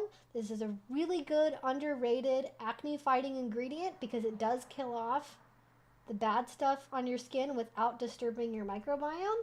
Many dermatologists recommend this as like a little hidden thing. Not necessarily the Biotech brand, but a hypochlorous acid solution. This just happens to be a spray that is formulated for skincare face use. This is really great because it is mostly water. And so you can spray this with your face and it's on your face and it's nice and cool. And then you can follow up with the moisturizer after that, and so you're getting the benefits of the spray. It's supposed to dry down a little bit, so don't do it right after it's wet, but like it dries off pretty quickly, but still when your face is like a little bit dewy, then apply your moisturizer and it'll work really good. And this is really, really, really good for acne, and also really good for piercings as well. If you find that just saline by itself isn't really doing a whole lot, you know, this is, you know, it's really, really good, and it's, you know, comes recommended by dermatologists. So what else can you ask for? But yeah, I use the vitamin C serum. If I'm using this, I'm currently out. This bottle's empty, so I'm not using this currently. But if I was using this, I would use it after I've put on my vitamin C products, and those have dried down. Because if I applied the water after I did all the acid products, I don't know if that would actually affect, if it would reset my skin's pH balance. Do the acid products first, then I do vitamin C, and then the last step that I do is, this is good if you have more mature skin, and this is also good for discoloration, fine lines. This is a tiny little bottle, but it lasts for forever. It is pyogenol, is I think how you pronounce it. You can get this on Ulta for probably like under 10 bucks. 5% solution. It's just in a little dropper bottle. I don't use this on its own. I'm currently testing out some vitamin C moisturizers. This is the Tula Skincare Bright Start. This has more of like a powdery, dry finish to it. So if you have oilier skin, you might like this. I'm not sure I love it on me. I don't like the skin feel it leaves behind. But basically, I do a drop of this into whatever moisturizer I'm using, and it's legitimately, this has helped my skin. Like, it helps a lot. Like, you don't think it's gonna do a whole lot because you're like, it's a single ingredient skincare product, but as a booster for something else, if you're really struggling with discoloration and fine lines, this actually works really, really well. So, and obviously we've got sunscreen. That's always the last step. I use the Kinship Self Reflect Sport SPF 60. I really like this. It works into the skin really well. If you don't want full 60 SPF skincare, they make one that's a little bit more emollient, a little bit less heavy. That's a 30 SPF that also works really well. That I would use during the winter time, but it's summer, so we're bumping it up to the 60 FPS. And this is just zinc oxide, which I appreciate because I don't use chemical sunscreens, and it works for a solid 2 hours, even when you're sweating and outside. So anyways, that's my skincare. That's my skincare tips, if you guys want to know. If you were gonna pick any two things to use, if you have acne, I would use this. You can get on Amazon. You can literally get like 30 ounces of this, which will last you for forever. And you can use this as often as you want during the whole day. If you're somebody who likes like a Mario Basque or whatever his name is, like if you like those like rose water, coconut water, witch hazel water, cucumber water, if you like those water sprays on your face during the summer, replace it with this. You can use this as much as you want during the day. You can use it 4, 5, 6 times if you want. Obviously that's gonna use it up more, but you can get like 32 ounces of this on Amazon for like 30 bucks. So that's worth it. And then if you're somebody who's dealing with like fine lines, discoloration, and dehydration, I would get this, the Ordinary product, which again is super affordable, super, super cheap. You can get this at Ulta and Sephora. So anyways, that's my skincare advice. Thank you for listening. Yes, obviously the best thing you can do is see a dermatologist. All of the advice that I have about skincare and the reason I layer my skincare products the way that I do is based on the advice of dermatologists. I don't just fucking wing it. That would not be what I would want to do. So yes, see a dermatologist, but obviously I know everyone's especially not in America, not everyone's going to be able to afford to see a dermatologist, and everybody wants to see one, and there are definitely lots of really good products that are really effective. So yeah. Yeah, I wouldn't trust like a Sephora sales rep to give you good advice because like a lot of Sephora products are filled with they have so much fragrance in them, and like I go through all the ingredients in a product because I know like a fair bit about product formulation, and so like I can go through and look at an ingredient list. I know what like scientifically what's proven to be the most beneficial versions of vitamin C. What kind of packaging do you need vitamin C products to be in for them to be stable? What sorts of moisturizers are the most effective for different skin types. Like in a Sephora person, maybe just gonna go with what's personally their choice, but maybe it wouldn't work for your skin and your situation. So, yes, I love Dr. Shireen Idris, and she's dealt with a lot of hyperpigmentation issues. She had really bad melasma after pregnancy or during pregnancy, I suppose, and so she knows a lot. I love Dr. Shireen Idris. I love her stuff. So. Yes, Dr. Alexis Stevens is awesome too, especially for POC. Yes, exactly, true. I do not know anything about. I have like the opposite problem with melanin, so not that dark skin is a problem. I should be careful about the phrasing on that. But like, as far as skincare concerns go, like I'm on the opposite end of the spectrum for you know my skin tone, and so the products that I use that are effective for me are obviously going to potentially be really really different. Like I'm pretty sure that zinc oxide sunscreen I can't guarantee that's going to work on anyone that's like darker than 4 shades darker than me because it is zinc oxide. And so chemical sunscreens might be a better option, but you should always wear sunscreen. Yes, she is a bundle of joy. That's true. Yes, and obviously, especially if you have any kind of like, if you're dealing with you know really deep nodule or cystic acne, if you're on some kind of hormone regimen, and you're experiencing acne as a result of that, like if you're on teen, you're experiencing really severe acne.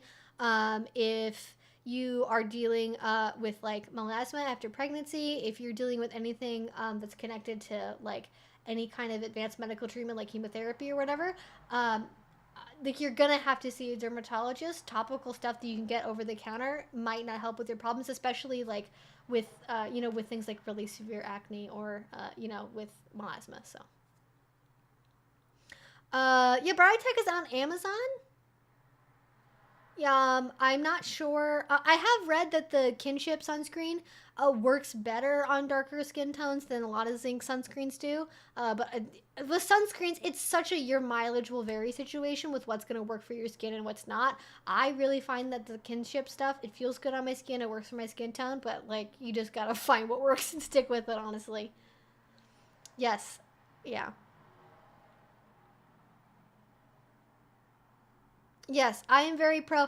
I'm pro graceful aging over being like you can't prevent aging. Aging happens to all of us. You can't live in fear of it. Yes, that is our Bay the Ordinary. I used to use a lot more ordinary products, but I've kind of gotten they have a lot of like single ingredient products, which I think is really good for a lot of people, but now I'm trying to move towards like especially with the vitamin C stuff. I did try some of their vitamin C products and I wasn't a fan of the formulations. I didn't like how they felt on my skin. I don't think they played really well with my other products I was using, so I have not used them. But the Ordinary is definitely a good choice for a lot of things.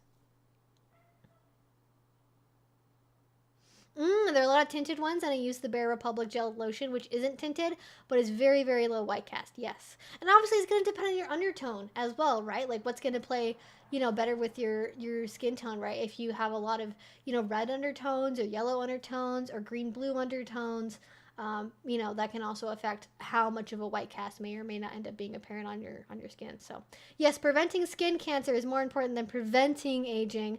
But on the internet, skincare people do that. Yes, exactly. That is why I think sunscreen. If you're gonna, this is what I tell my family members as well, because they sort of go to me for the skincare products. Like that's what I tell them is like, if you're gonna do anything, wear sunscreen. If that's the only thing you're gonna do, wear sunscreen, because we know like even from an aging perspective, like the photo aging that happens from not wearing a sunscreen is like that's one of the most preventable things that you can do is wearing a sunscreen for that and reapplying it and using enough, which is the really important part. But like also when you're really pale like I am, like your chance of getting skin cancer increases. And I have freckles, I have moles. You guys saw the close up of my face how many freckles I have underneath the surface that are waiting to come out. and I would very much like to not deal with that. So I use Think Sport, which has a huge white cast for a lot of people, but I'm pretty pale already, and I'd rather look pasty than look like a lobster. True, I would definitely rather look like a lobster, or look pasty than look like a lobster. I think I've used the Think Sport for body products before. I haven't used it for like face stuff before, actually.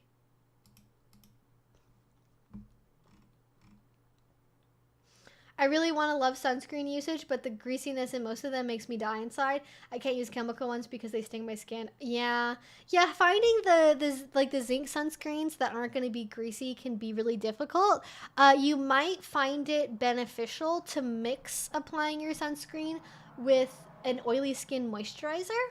And that might help be able that might if you're already going to be applying a moisturizer, you can like mix the two together in your hand, and if there's like a mattifying effect from the moisturizer, that might help with the texture on your skin of also applying the sunscreen.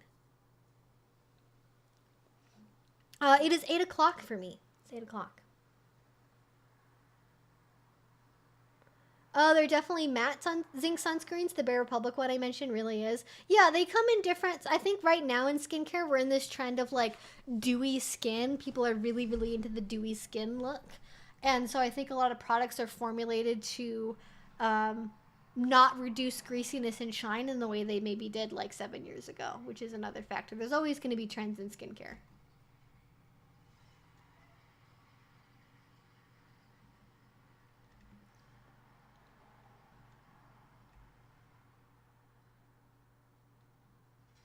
Yeah, and obviously there's the tinted ones as well. But like a lot of the tinted sunscreens have like two shades, and it's like medium, slightly more medium, and those are your options. I know a lot of people also really enjoy Korean sunscreens, but I don't know how they'd be formulated for darker skin. My guess is probably not very well. But their sunscreen technology is way beyond where we're at in America, so that might be something to look into. But they tend to use more chemical sunscreens than mineral ones, so if that makes your skin sting, that may not be a great option for you. My acne is mainly on my upper back, shoulders, and my face. Well, you can use the Bryotech spray. You can totally use all over your body. It's good for all over. Like people literally use it's a like the hypochlorous acid is something that's naturally found in your own body. People use it as an oral rinse if they have piercings. People use it in like neti pots for their noses. Like you can use it wherever. It's not just for your face. There's a lot of acne products you're not supposed to use on your body. But you can use the Bryotech for back and shoulders as well. The spray might be difficult to use on your back, but I definitely. The other thing you can do as well is this is not meant for body, but something that if you can find something like this, and it's if you like. It's good, especially if you have body acne. Really, if you can go to a dermatologist and get it diagnosed and confirmed that it's like the typical acne that you're experiencing, especially if you're an adult and you have back and shoulder acne. If you're on T or something, it may just be from the hormonal changes from being on testosterone. But you should get a look at it because it can also be fungal acne, which is caused by fungus. So, and that sounds gross to people, but, we all have, the fungal spores are everywhere. It's just part of life. But if it's like actual, like acne, like the traditional kind that we think about that teenagers get, right? You get something that has exfoliating acids in it as a body wash. Get in the shower. You gotta make sure you leave it on for like at least 30 seconds to a minute before you rinse it off. Longer is better. And especially something that has BHAs in it in a body wash. Like, something that has like 2% salicylic acid in it, for example, is really classic. If you haven't tried using that yet, get a body wash that's formulated with some sort of acid in it that way. That can really help, especially with, regulating oil production. And get an exfoliating washcloth. I mentioned at the beginning of the stream that I use an exfoliating Japanese towel. You can buy them on Amazon. They're called Salux cloths. It's S cloths. It's spelled SALUX. I used to deal a lot with body acne, and for me, the thing that really helped was getting a body wash that was formulated with a BHA in it and then using the exfoliating cloth, changing it out regularly, to make sure you're not just, keeping the bacteria on the washcloth. But it really, really helps because we don't always exfoliate our bodies, and one of the big things that can lead to worsening acne is not exfoliating maybe the way that our body needs us to exfoliate and kind of help it out a little bit. So that might help. That's something that really helped me. And then it's, if you're somebody who picks at your skin, if you're somebody then, because I also do this is one of my anxiety behaviors, is I pick at my skin and my shoulders if I feel something on it. If you can keep a goal for yourself to not pick your skin. For me, this isn't going to work for everyone. For me, it always makes a huge difference when I am able to not pick my skin for a long period of time. My acne really goes away. The inflammation goes away. It makes a really, really big difference. So, definitely, people, it's not so much that you can't touch it. It's that if you're, picking at it and you're making open wounds and stuff, that'll definitely make it worse. So, definitely, treat your skin kindly. Treat your skin kindly.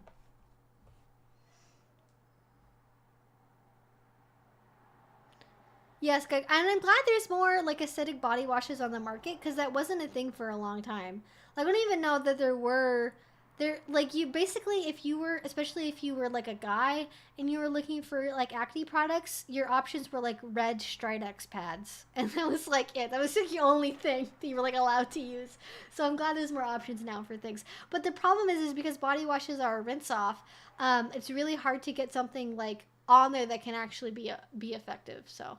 And there are definitely companies, I know there are definitely companies that make a sprayable version of basically this, that would be a BHA that can also be helpful. But it depends on the kind of acne you have. So a lot of body acne is fungal acne. And so if you have fungal acne, that's not really going to help treat it as far as I don't know if it doesn't do anything. That might help a little bit. But you would need to have something with, I think it's called zinc pyrithione. They make bar soaps and body soaps that are made to treat fungal acne. And the way that you can tell the difference is fungal acne tends to have a darker red ring, and it tends to be very painful, very deeply painful to the touch, as opposed to maybe lightly painful. And I can tell when I have something that's and also fungal acne it can appear in a lot of different places on the body than just the back of the shoulders. But that would be something you need to have evaluated by a dermatologist to make sure that even if you were treating with OTC products, you were doing so correctly. But there's lots of online options for dermatological care as well, where you can send them pictures of your acne. You can tell them what's going on and what your experience of it is, where you break out, how often, if it follows a cycle, if, whatever it is, and they can help you find good products. So,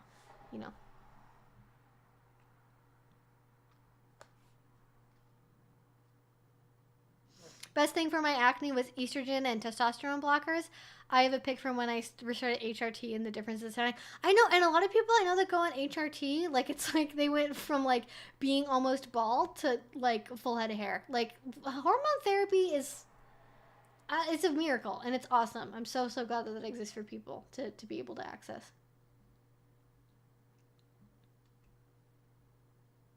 Oh, I put translucent setting powder over where I've had to put sunscreen to help with the oiliness.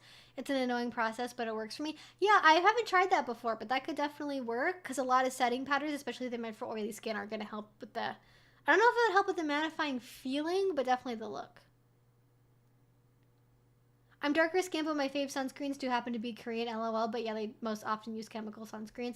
I mean, they have pretty advanced chemical sunscreens, so you may actually, if you haven't tried, because not all chemical sunscreens are the same chemical, so maybe it's a particular chemical that you're sensitive to if you want to be brave and maybe try something that's different from something that you've done before.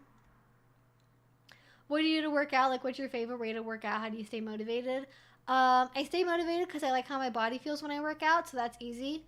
But I basically, I prefer working out in a gym. I like weightlifting. I hate cardio. I will do a rowing machine for a warm-up, or I'll do an elliptical for a warm-up, and that's my cardio. Well, I do dance as well. I'll do dance for cardio. But I, for the most part, I do weightlifting, and I'm possibly, maybe, if I can stock up on N95s, I'm going to be going back into the gym soon, because I live 5 minutes away from like 4 gyms, and I would like to be able to go back to one now that I have so many options that are super close to me. So yeah, it's like once I got into the rhythm of working out, I've never really had a period of time in like, I started working out regularly probably like 2 years ago, and I just enjoy the way that I feel after I work out. I have more energy. You know, like you gotta find the thing that you like doing. Some people love cycling. Some people love taking fitness classes, right? They're really into bar or soul cycle or hot yoga. Some people are really into weightlifting. Some people are really into like high intensity interval training.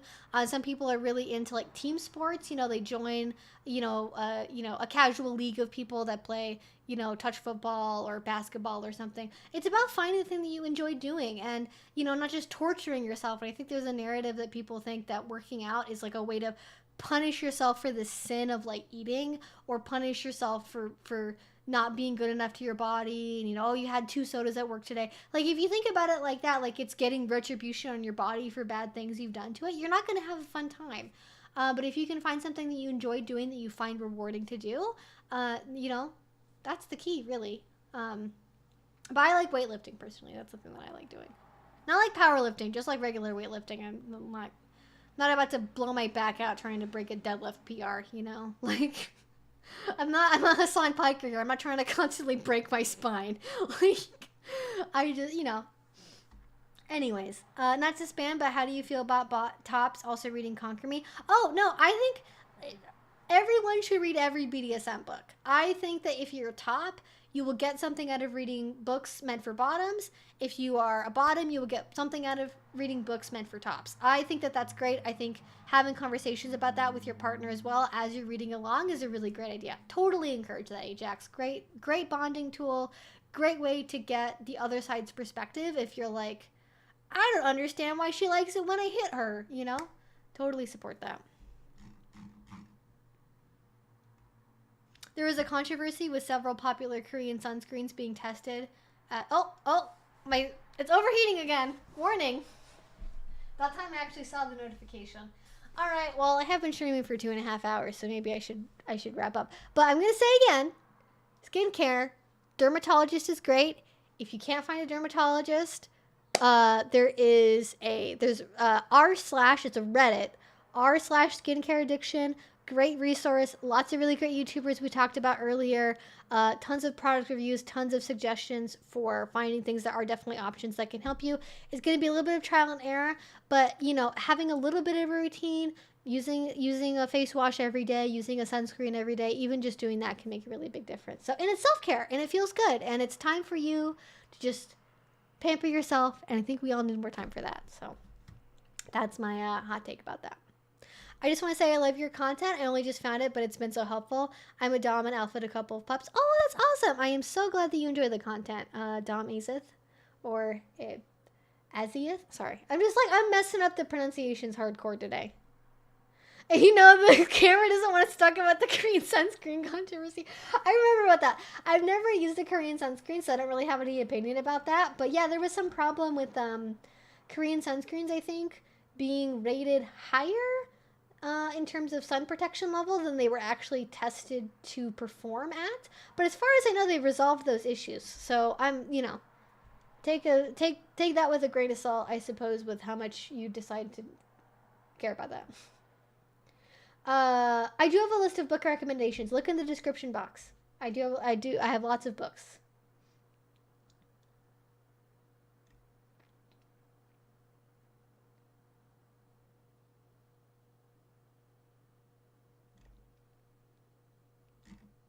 Yes, and definitely if you're washing your hair every day, if you get a lot of oily buildup on your scalp, that can help. And also with your scalp health as well. A lot of people think that, there's sort of been this weird trend in hair care where people are like, you have to wash your hair as little as possible and never get water on it and fill it full of oils. And for some people's hair types and scalp types, that really works. But for most people, especially if you're Caucasian and you have really fine hair, you're probably going to want to wash your scalp with at least a mild shampoo every day. And that's going to be best for your scalp health. It's going to be best for your skin health. It's going to be best for your hair. Because It's not the end of the world. Like, you want it, scalp buildup is bad. Anyways, books are great. We love books. That's going to be it. Wow, I didn't think this is how the stream was going to go. But I'm glad that we got to rant and then hopefully have some fun talking about skincare and clothes and stuff. I'm definitely not an expert on skincare. These are just the products that I use that I find have worked really well for my skin. Talk to a dermatologist. Consult with some experts. Don't just listen to me, a random stranger on the internet. But that's my advice and my knowledge about things that I find helps me. So anyways, have a good night, guys. Stay hydrated. Wear your sunscreen. And, you know, protest if you feel safe protesting, I guess. All right, that's going to be it, guys. Thank you so much. And I'll talk to you again soon. Bye.